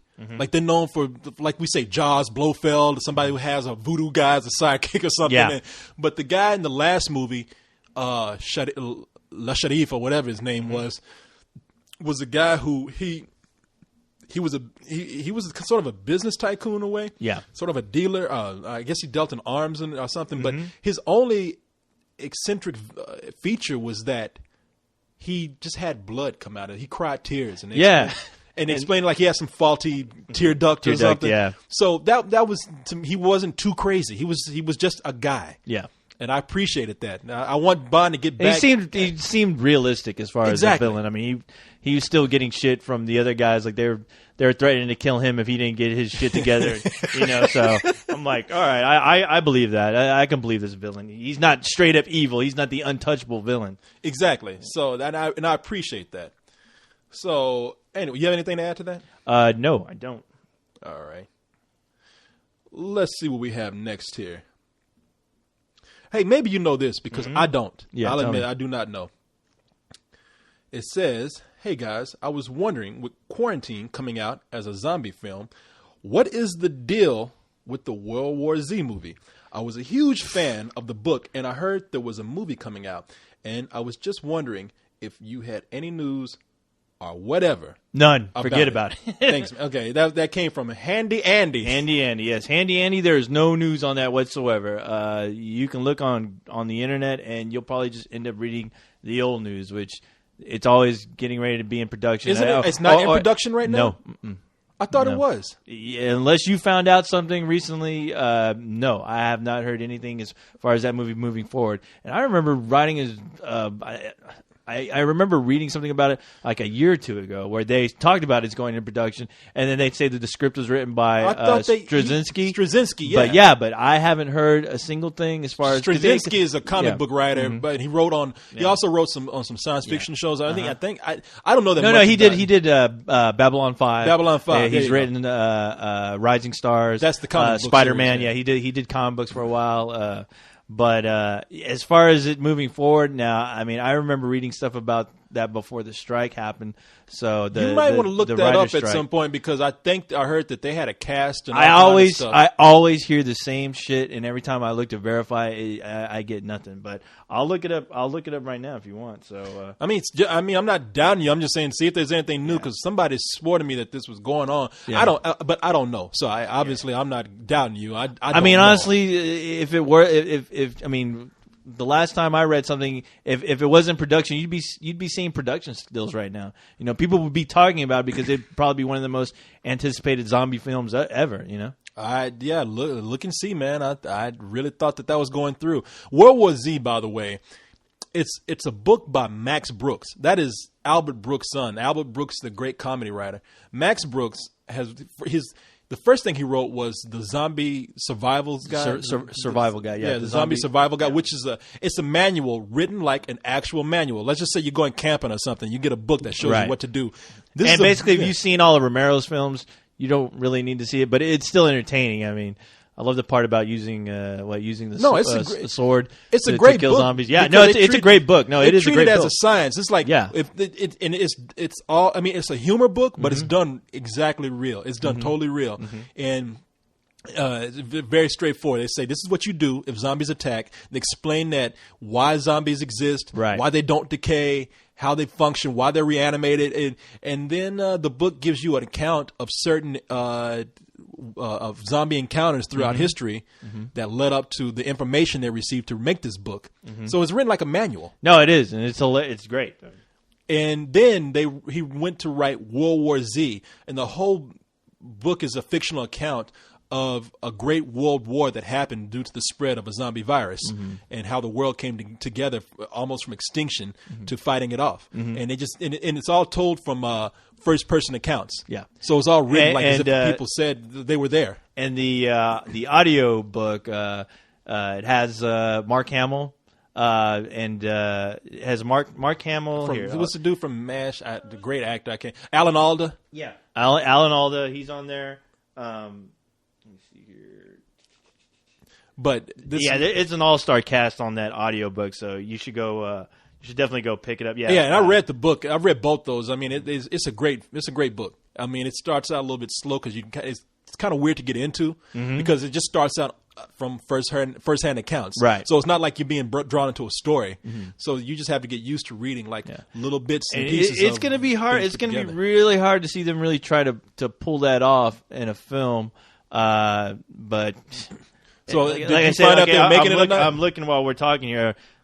Pardon me. I wish I can get more involved in this conversation. I'm really. I know. I'm sorry. Hard, okay, I know you're asking me questions while I'm looking, and I'm like, Corey, I'm looking. Damn it, I'm looking. God damn it.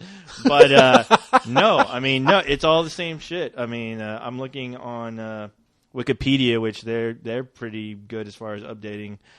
With production, and no, nothing. It's same old. All right, crap. I'm full of shit then. I don't know. Yeah. I mean, if anybody out there knows, please, because I'm looking forward to the movie. If they get it going. We'll make a blog about it. We'll post it. Yeah, they were talking about it was Brad Pitt's company that was going to produce it.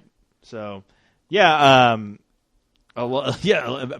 Brad Pitt's looking at it. I mean, I know. God knows who else is looking at this. Yeah, but you figure I hope they do it right. I hope they do it some justice. So. We'll wait and see, but yeah, like I said, I'm still looking, and I cannot find a single thing as far as anything going on as far all as right. Well, production. there you go. We don't know. We took the long way around saying we don't know. Yeah. But but check out the audiobook. The audiobook's pretty cool. Like I said, Mark Hamill, Henry Rollins is on the book. Is on the audiobook. Let me see. Steve Park, you know who he is. I don't know who he is. Park. John Turturro. John Turturro. They got John Turturro on there? Mm-hmm. Damn. They got Brad Pitt on there. It's a pretty George big Clooney? cast. No, I don't know if those are on there. But anyway, I'm just Benji looking. the dog? I'm looking at this on Wikipedia right now. So, but yeah, we'll be the first to tell you. Shit. Enough about that. Next, I don't know. Yeah, next. It makes me depressed just because I'm like, ain't shit happening with that film. That's just gonna be on DVD exactly. next week. It's made for $3. Somebody's gonna hear this like, oh, did you hear it's moving forward? No.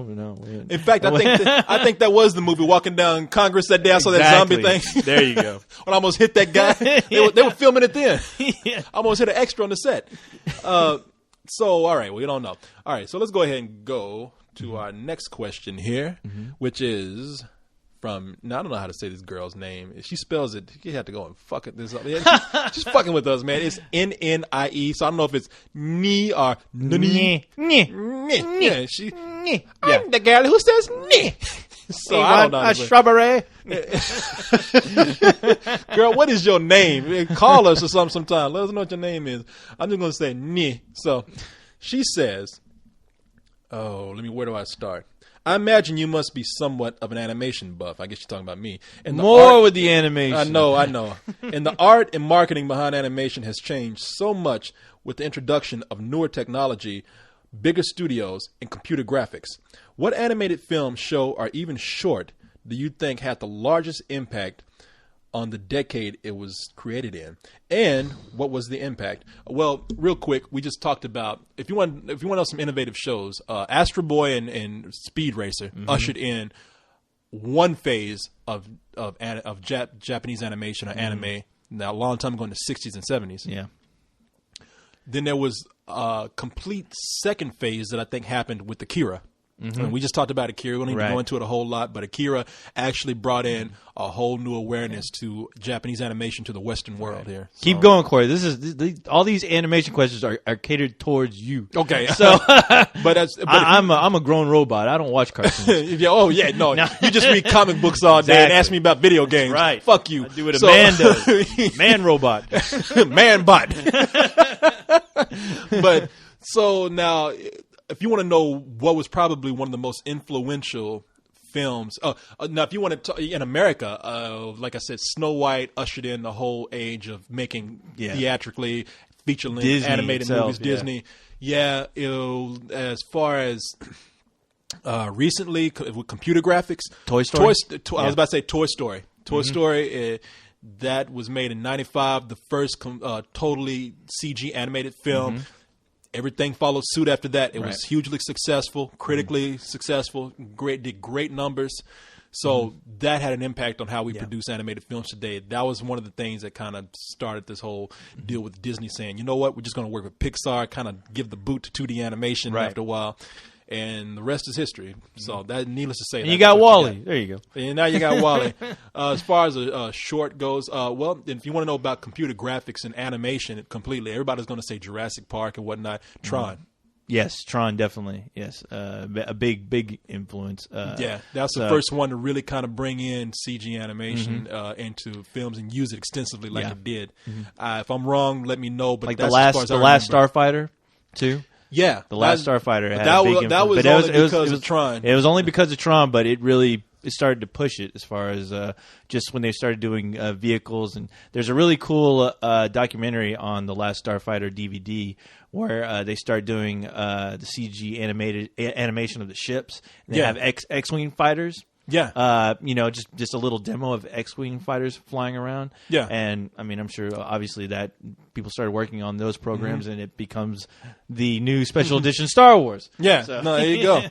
If you want to know what had the biggest impact on animation for television, we had a rebirth of animation on television because of The Simpsons. And I guess that rebirth kind of being animation playing in prime time. You had the Flintstones and some other Hanna-Barbera shows that were on in prime time back in the 60s. Yeah. But they've pretty soon. Yeah, I'll even throw in stuff. South Park, Ren and Stimpy. Well, that follows because I would say as far as adult animation being played in prime time, Simpsons did that. Yeah, Simpsons did that. Yeah. Ren and Stimpy influenced a whole style of animation that was just the wild, crazy style of animation. So, I mean, we can go on and on with certain things that had started a whole resurgence or a new genre of animation in a certain medium, but those are some of the highlights. Right. So, let's see. There you go. Yeah, there you go. Good question for Corey. That was a good question. Yeah. Let me see. No, this is a long one right here, and I'm not. Somebody wrote a fucking novel. Great. Just to ask Let's us. read it, Corey. I ain't reading that shit. No. Let's read it. You're bringing it up. We might as well read it. I'm not going to read. It's from okay, I don't even know who it's by. Okay, I always love it when you give that answer. I have no idea. I have not. I forgot to put this. that down. Whatever, you know who you are.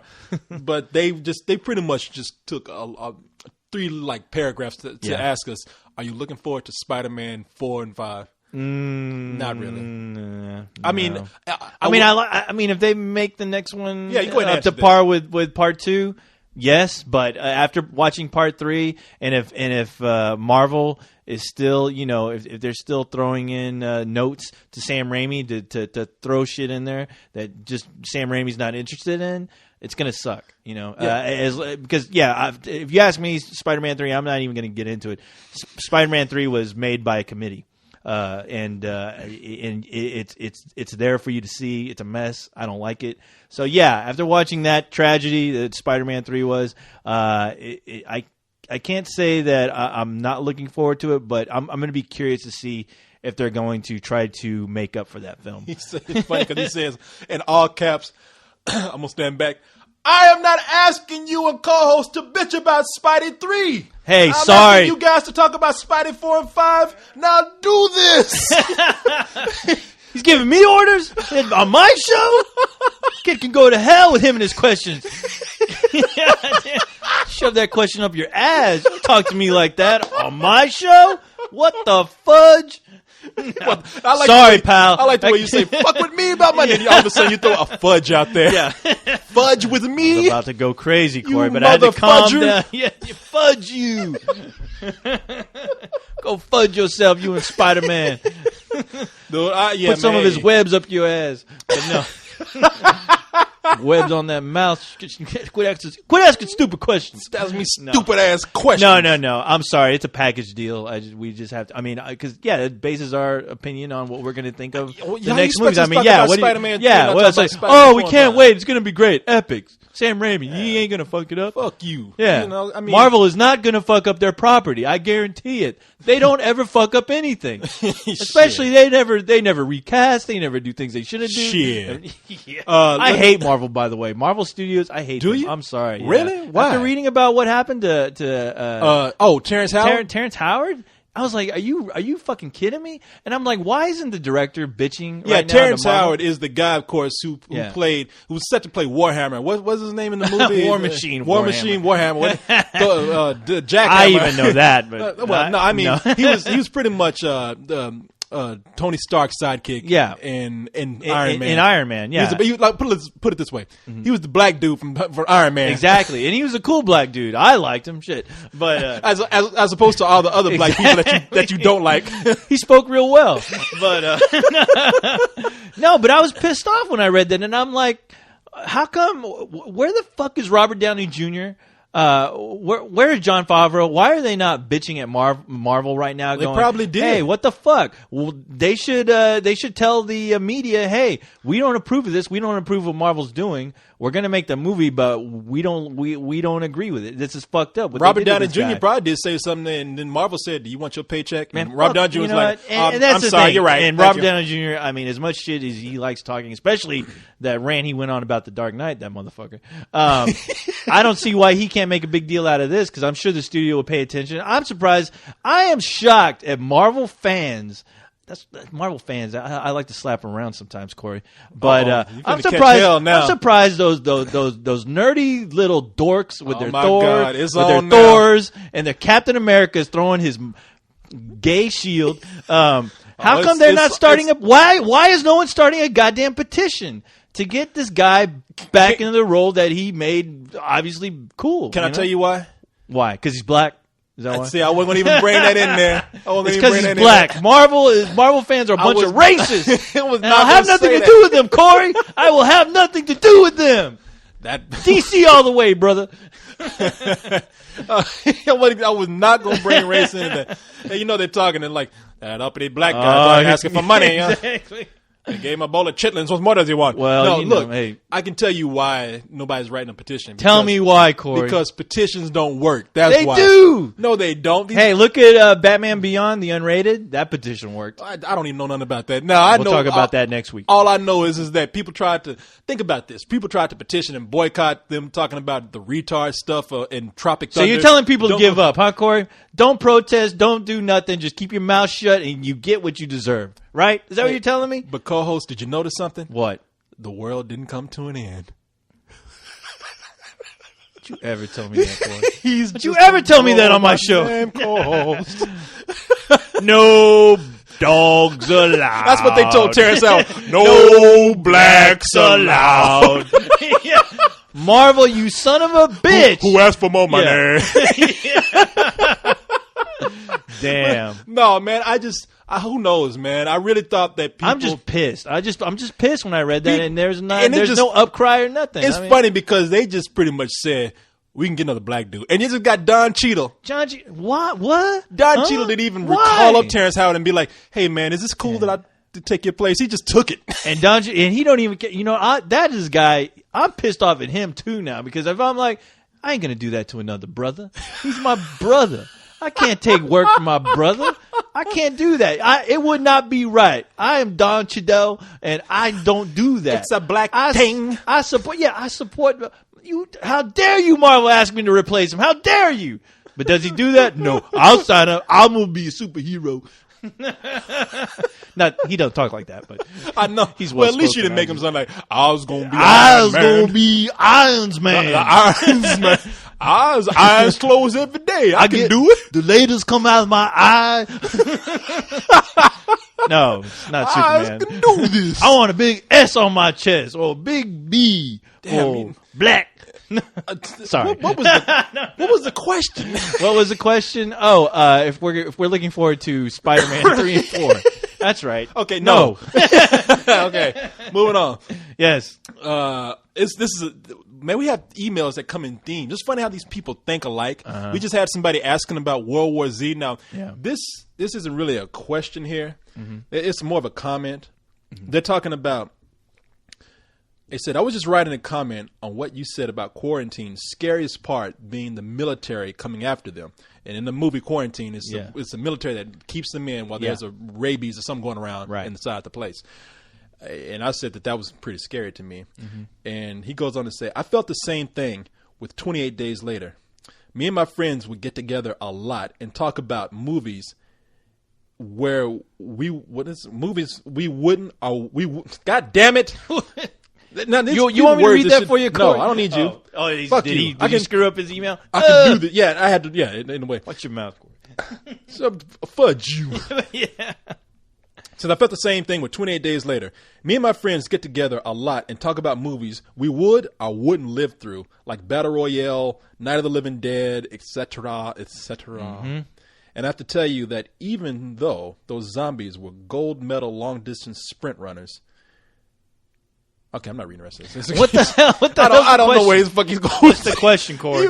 Like I said, there is no question, but there was a comment of him saying that he found that too, that the military scared him the most in that movie. Yeah. And I just want to say, it's really hard to scare me in movies these days. If you want to scare me with tension or suspense or scare me where humans are doing things to other people. Right. You want to know humans? Yeah. The thing with those zombie movies, it's always the humans that are fucking up. Yeah. And that's the best part to me. I mean, the zombies just happen to be there, and you get to see the consequences when people don't work with each other. They get fucking ripped in apart. Those movies and they deserve it. in those movies where the humans turn on each other, that's where the real craziness comes in. But even something like, let's take some Holocaust movies. I mean.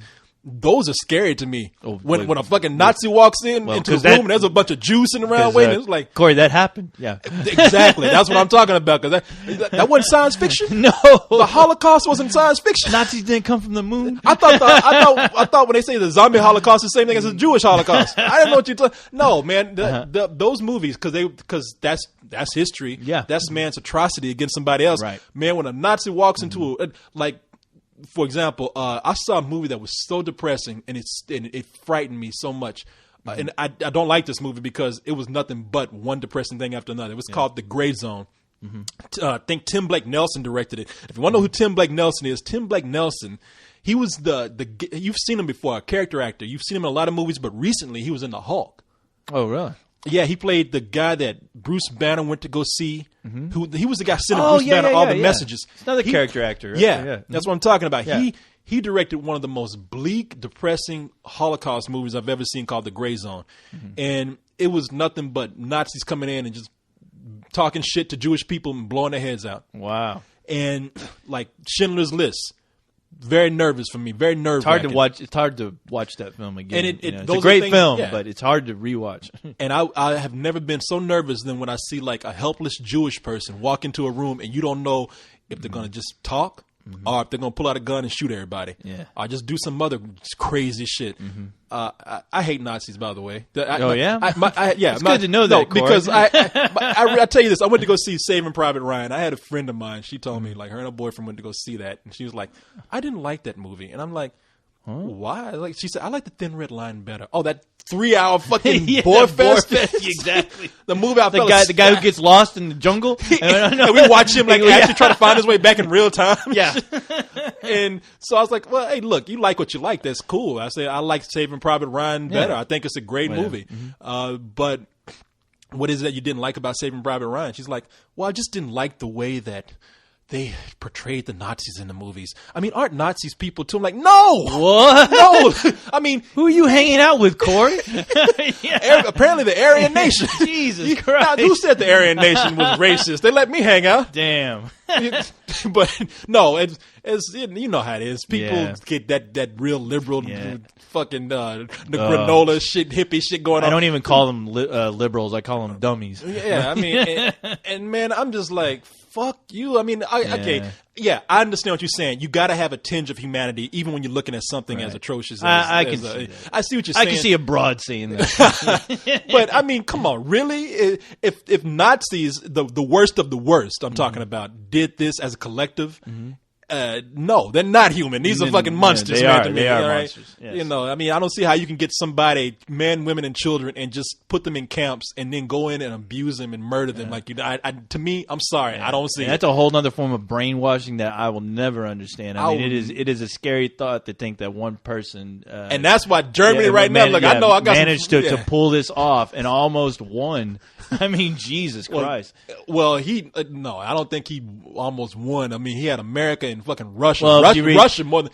Well, if you read your books, I mean, obviously, I'm only saying this because the books I've read, you know, everyone always gives scenarios where if he would have done certain things, he could have possibly won the war. So, Really? Like, yeah. what things are those? I mean, I don't know. Well, like the fighter jets, I believe, as far as he didn't want fighter jets. Basically, I can't. I'm buying into yeah. when you say he almost won. I'm buying to like Yeah. the most There's crazy shit they talk about, like the whole thing where things that he should have done that he didn't want to do for whatever reason. like I he mean, didn't want fighter jets. Yeah, Well, he you know just- why Hitler yeah. didn't want fighter jets because he was dabbling in the occult. He was Yeah. creating And Nazi that thing- Superman. and that's the thing too. Yeah, you always, and that's you know, it's crazy. Yeah, but you think that just sounds retarded, but.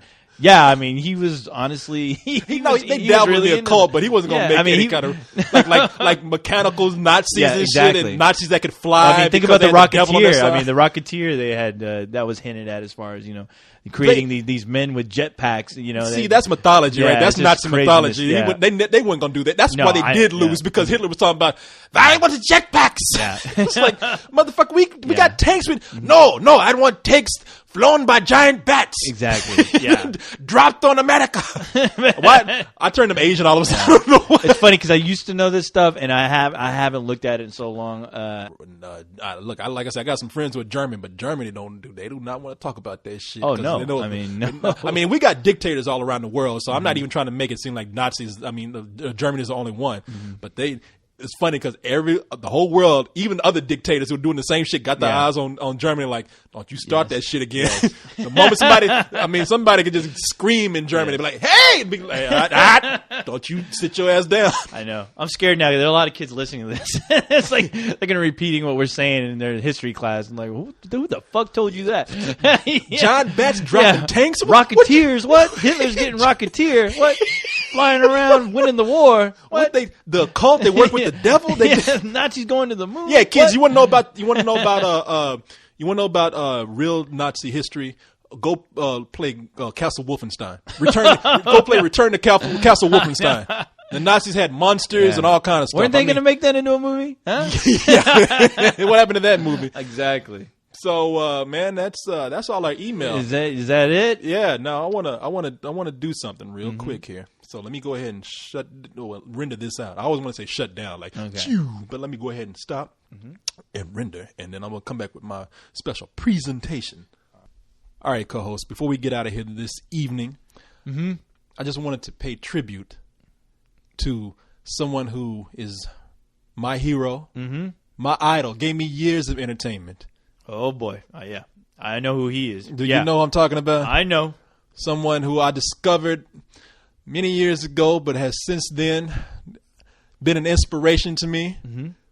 Back when we were doing the Access show, Oh yeah, his clips made our show that much more funny. I remember seeing this guy in one of your earlier interviews. And I thought it was probably one of your first interviews, but He was my hero back then, and I got to interview him, and that was one of my first interviews, and I have not met anybody since then that has been such an inspiration to me, someone that I have not held in such high regard. Of course, I would be talking about Rudolph Frank Moore. Many people know him as Rudy Ray Moore. oh, that's who I That's thought the you one- were talking about. Yeah, I didn't know who's that other guy. Who? Rudolph, What? Red-Nosed Is that Frank your Moore. uncle? What's going on? Other people know him as simply Dolomite. Dolomite. Yes. That guy. I mean, I have to tell you, I discovered the first movie that I saw of his years ago. Now, for those of you who don't know who Rudy Ray Moore is, he was born back in March 17th, 1927. He died recently on October 19th, 2008. And he was a man of many, many talents. Yes. Actor, Yes. comedian, Yes. singer, Singer. producer, Producer. pimp. Yes. All right, pimp. all right, at least- But hey, but don't forget martial artist. Oh, and kung fu artist extraordinaire. Yes. At least on film. Exactly. Yeah. Thanks to Fast Forward and yes, the greatest lo- martial artist of all time. I cannot tell you how much. I mean, I'm doing this kind of tongue in cheek now, but really, this anybody who knows me knows that I have received so much entertainment from this guy and his movies. Corey worships this guy. I worship this guy. I actually met him twice, and I regret that I did a second interview with him. Yeah. The whole reason why I started getting into digital technology is because at the access station I was using the big old cameras, the kind where you had to like have a separate tape deck from the camera, and Right. you had to have a separate sound machine, all this, a separate battery pack, and all this stuff was huge like a fucking brick. Ancient technology, And just I- like me. Exactly. Yeah. No. Better than you. But but and let me. I'm taking the mic off here because we're going to be playing some of the highlights from his past films. Yes. That it gave us Some so of many his- laughs. Some of his masterpieces. Yeah. Now I'm Yes. going to take the mic off a little while, so I'm sorry for the disturbance. Don't do it yet. No, not yet. But I did a second interview with him. And that interview has been lost forever because because it never recorded. Oh, Corey, what? You Yeah. forgot to push record? Man, you had so many wires that you brought out with you that I connected Wires aren't something buttons, to the one. Corey. Come on. Listen to what I'm telling you, boy. I lost. I don't know. Something was not connected properly, or tightened up, or I forgot to hook up something, and I lost that interview, man. Oh, professional Corey is. He never Man, I was disappoints. so sad. Maybe I have it on audio. I should go back and look. I think You maybe should. I caught the audio, but I didn't. If you, get hey, the, that works for us. For now, it Yeah. does. Back then, we were all video. You Yeah, know, we had we to were have screwed. every, Yeah. But now I'm thinking I should go back and see if I found it. But that night, I got to know Rudy Ray Moore very well because he actually called me, wanted to know where I was for his shows and whatnot. Because at the Alamo Draft House. Now, look, this is a name dropping because I never tell people this kind of story unless in a tragic situation like this. Right. We picked up Rudy Ray Moore at the airport. And me and Tim League from the Alamo Draft House, we went driving Rudy Ray Moore around Austin at different bars and clubs to actually promote his show that he was going to be doing at the Alamo. He was going to be showing Disco Godfather. Wow. And we took him to different places to do comedy acts, and we interrupted cover bands and say, "Hey, man, Rudy Ray Moore is here. Can he come up and promote his show?" And they would stop. You were on tour with Rudy Ray Moore? I was on tour for a night. I was still on tour for about 3 blocks. Touring Austin, yes. And it was funny because we would go in and he would do his show, like his little stand-up. Yeah. And it wasn't that funny. Oh, He told some Monica Lewinsky jokes, and you could hear the audience. oh, like, he updated his material? What? yeah. And the audience was like, huh? You could tell the band was like, fuck, this was a bad idea. And she But- stuck that cigar right up her ass. Monica Lewinsky. That's what it's like a punchline was. Like, you know what I'm talking about? And Mullins be like, no, who? Monica Lewinsky. And Mullins be like, Chirp. okay. Oh, poor guy. But the show that he did the next night was incredible. That he did at the Alamo Draft House. All the people showed up. He showed the movies. He came out and did some stand up. Talked about people in the audience, and everybody loved it. Awesome. And I was so happy to be a part of that. And he was, he was saying, "I want Corey to be there for that shit." I was like, "Hey, that's kind of cool." So I got to have a moment with my hero. That's Now, badass. Wow. let me tell you some things that he did that made me really love this guy. Well, he just made 5 movies that I found hilarious. I thought you were going to tell me he touched your leg or something. I'm like, oh. Oh, I didn't tell you about. Everybody knows that. I didn't tell you about the incident in the bathroom. Oh, no. Corey, Stop. I heard you love me. But no, the movies that he did that are the best known because you can get them in 5-pack are Dolomite, its sequel, The Human Tornado, Petey Wheatstraw, The Devil's Son-in-Law, Disco Godfather, which when I saw it, I think it was called Avenging Disco Godfather, but it's just called Disco Godfather now. And there was another movie called Rude. I think that it was his stand-up act, which don't bother. We won't talk about that. Yeah, but okay. So these 4 movies that I know of right now, and they are hilarious. And the first one that I saw was what was it? The Human Tornado. That's the first one I saw that you showed me, and yeah, that movie blew me away. It starts out with him running from the sheriff of a small town because he slept with the sheriff's wife. Right. And then he goes to the big city. Every move that he made somehow came back to him having to stop. He would go in and he would either own a club or a friend of his would own a club. And down the street, there'll be a rival club that he had to stop, no matter how it started out. Dolomite, that was the core of it. The Human Tornado. He's running from the sheriff. He goes to a town, meets up with a friend who owns a club, who needs his help from stopping a club down the street. Usually Queen Bee, right? Queen Bee, yeah. Yes. P.D. Wheatstraw, the devil's son-in-law. Yeah. He sells his soul to the devil. Why? So he can help stop a club down the street. Exactly. But the great thing about these movies is that he's my hero, but these movies are so bad that they are good. They're and works of art, yes. They're ridiculously crazy. And there are some great lines in this movie that are a staple for any Dolomite fan. They know these lines. I ran out the house real quick. I didn't get Dolomite, but I got my two favorite ones that I quote all the time, and that was The Human Tornado and Disco Godfather. And here are some of the lines that I would play on our show that people would love, such as this line right here, where he gets caught by the sheriff's husband. The sheriff's husband comes in, catches him with his wife, and the wife says, "He made me do it." And I love his response to that. Let's go ahead and take a listen. Let's take a listen. He made me do it. Bitch, are you for real? No wife of mine. And the sheriff just shoots his wife. Kill him, Charlie. John Carpenter do that? I said, kill him, Charlie. No, Charlie. Oh! All right, you can pause it. Yeah! I'm sorry. Let me. I just paused it on Rudy Ray Moore's ass, his naked bare ass. Because I still can't. on. I can't. Get out of here. It's a 5-minute scene, Corey. I'm sorry. And after that, Rudy Ray Moore jumps up, shoots the sheriff's deputy who shot the wife, and he jumps off of a hill naked. Yeah. And it's so crazy because in the movie, you see him jump, and the movie just stops. You're like, some of y'all don't believe I jumped. Well, watch this good shit. Yeah. I use it as a clip of the week. Play that shit. There you go. He's jumping off the cliff. There he goes. Boom! And he is really jumping. So y'all don't believe I jumped, huh? So watch this good shit. And he shows it.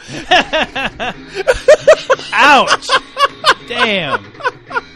Listen to this music. That man. music is action-packed, Pee-wee. Now, go ahead, pause it real. He sounds like Samuel Jackson. Yeah. Makes you think, is this Samuel Jackson's uncle or brother? Some know, of y'all don't believe I jumped. That's like something your dad would do. He's like, you don't believe. It's like he's showing you what he did, and he's going to have to rewind it. And I love the fact, if you see this, people rent this movie, it is insane.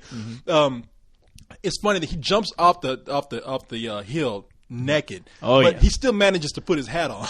Yeah, that's the one thing that just needs to go on. And he rolls down that hill, man. It's crazy. In this movie, interesting little point here, a little bit of trivia. The Black Ghostbuster himself, Ernie Hudson. Yes, is in this movie. He is in this. Yeah. And there's a few other people who, if you know anything about R&B music or anything, which most of you probably don't care, there's some other people in there. But anyway, yeah. So, man, you should put it on then. Fast forward a little bit, because this is you probably heard us say this line before. You can find these movies anywhere. I mean, they're pretty popular. You probably have already seen them yourself. But when we saw this, we like, man, we hit gold here. Yeah. In fact, we used to when we let's see, hold on. They have okay. Wait a minute. There. Yeah, right. Yeah, pause a little bit. This is the line right here that you probably heard us say a lot. But we used to play that line all the time. Bitch, are you for real? Back when we were playing clips on the show, like when somebody would say something stupid in a movie. Real deal. Real deal. We inserted with, bitch, are you for real? People get a kick out of that. But I love this he's known for rapping. He's like, he calls himself the Godfather of rap, like everybody else does. Every rapper right now owes this guy something. Yeah. Yeah, that's what in his mind. He's like, rap Yes. wouldn't exist without me. I created that shit. And if you listen to him, I mean, he rhymes, but his rhymes ain't all that great. But they're funny as hell, man. They are. And this is one of my favorite little rhymes that he does right here. The sheriff's people were chasing him. He gets out of the car, and even though they're in a high speed chase, he manages to run up a hill, point his shotgun, and give a little rap. Oh, yeah. let's hear it. All right.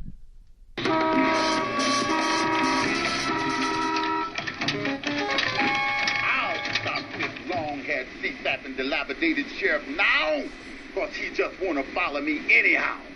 He think he's bad and ain't got no class. I'm gonna rock this shotgun up his motherfucking ass. Here we go. Oh! And he shoots the car, and his car explodes. It's funny because he shoots his own damn car in order to make it explode. You niggas is running. We got a lot of running to do because we going to California. Watch out for snakes up there. By the way, Jimmy, if a snake was to bite me on my leg, what would you do? I'd suck the body, Dolomite. Well, Bo, if a snake was to bite me on my ass, what would you do? Dolomite, I guess you'd be a dead motherfucker. All that shit was like, it was like edited in post. Like none of those voices matched with those guys. They weren't even moving their mouths. They're not. Yeah, exactly. These guys are walking by and they're not saying a goddamn thing. This shit is just coming from out of the air. And then the movie comes on. He's obviously wearing a wig in the opening credits. He starts out with a big cape with Dolomite at the bottom and everything. He's just looking as crazy as ever. But Yeah, no, God, do I love him for it. Yeah, no, I love this guy, and everybody has heard me say that I love this movie, Disco Godfather, because it has one of the biggest freak out scenes in there. Before we close tonight, this is I want to leave you with this lasting line from Rudy Ray Moore, my hero. This shit is deep. Let's go ahead and put that in, and then we'll play it for you. All right, this is a brilliant piece of filmmaking right here. Now, in Disco Godfather, Rudy Ray Moore, who is the Disco Godfather, is going after a drug dealer, a guy who deals in angel dust. He goes into at the end of the movie, he goes into the drug dealer's lair, which is like a spook house or something. And he has henchmen and everything. It's like a video game. Right. He gets captured. He's given a dose of angel dust. And now you think he's going to save the day? Like, the movie doesn't end like that. This is bold filmmaking here. Yeah. It ends with him being high on angel dust, and while he's kind of helped save the day, he's freaking out. He's lost just his loses fucking it. mind, man. Yeah. It ends with him choking the drug dealer, hallucinating, and his nephew comes in and stops him, and the movie ends with one of the best lines in movie history, if you ask me. Let's go ahead and I'll play it. You're not my mother. You're not my mother. Uncle Chucker, you're evil. You're evil. Kill him, Uncle Chucker. You're killing. Uncle Chucker, no, it's Bucky, Uncle Chucker. When did you get out of the hospital? Uncle Chucker, I'm sorry. It's all my fault. All my fault. I'm sorry. It's all right, Tucker. It's all right. Come on, ambulance. We gotta get him to the hospital fast. Take your hands off of me! You're not taking me nowhere! No! There's nothing wrong with me! There's nothing wrong with me! Take your hands off of me!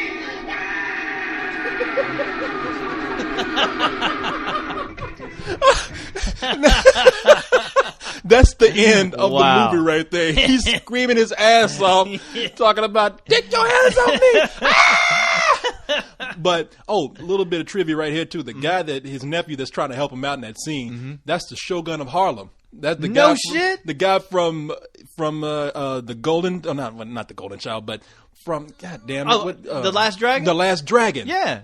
That's the That's him? Shogun The of Harlem. Shogun? Yeah, Really? yeah. Okay, hold on. So, I'm gonna look back real quick. Look, Pause pause it it. on this guy's face. Boom, boom, boom, boom. When did you get out of the hospital? See, look. Oh look. my God! Yeah, that is him. I forgot the actor's name, but that is the Shogun of Harlem right Yeah, there. no shit. Kiss my Converse. But man, I love the Wow. music in that scene. Space cow.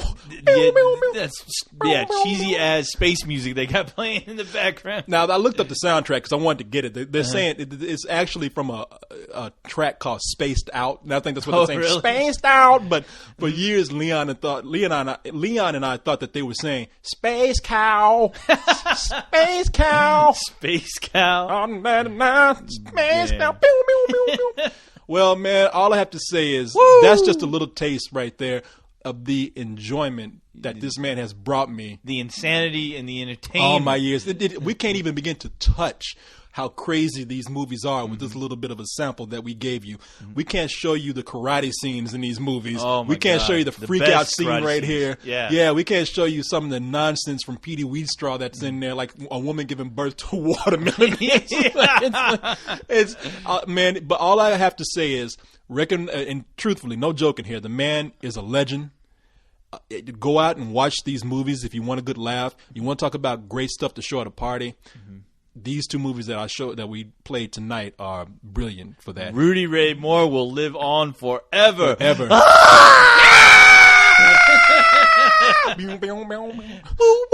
Now, here's the deal. Do you think they'll recognize him at the Academy Awards? No. It's- Damn. You don't think during the obituary section they're not going to show him in the Shogun of Harlem? No. They show his face and people like, oh, I guess I'm supposed to clap. Okay. All right. No blacks Blacks allowed. At least not that one. So, anyway, people, that has been our show tonight. Yes. It's been a full one. Another successful show. Well, don't use that too loosely. No, it was a good show tonight. Everything man. I do is successful, Corey. I had a lot of fun. Especially on this show. Exactly. No, I had a great time, man. It was Yes. a lot of fun. You have fun tonight? I had a blast, yeah. All right, I kind of wish we'd erase the Hitler and the Jets part. I don't know. Why? Because I'm a robot. I should know that shit, right? I mean, you were joking. People know I you're was. kidding around. People not going to actually think No, I always hate talking about why do you have to bring up the Holocaust on our show, Corey? oh, that's what bugged you. After all the things we talked about. It's very horrible, and yeah, I don't like to screw up history. After talking when about- the kids are listening, because I know the kids pay attention to us. It's I funny. know they It's do. it's like you say, man, I wish we hadn't brought up the Holocaust, but No, but we talk about Snoopy shooting niggers. That's funny. Damn. That's fine. Okay, I see your priorities are. All right. All right. Anyway, that's it tonight, y'all. Hey, Thank you. yeah, have a fucked up crazy Halloween. Oh, oh, oh.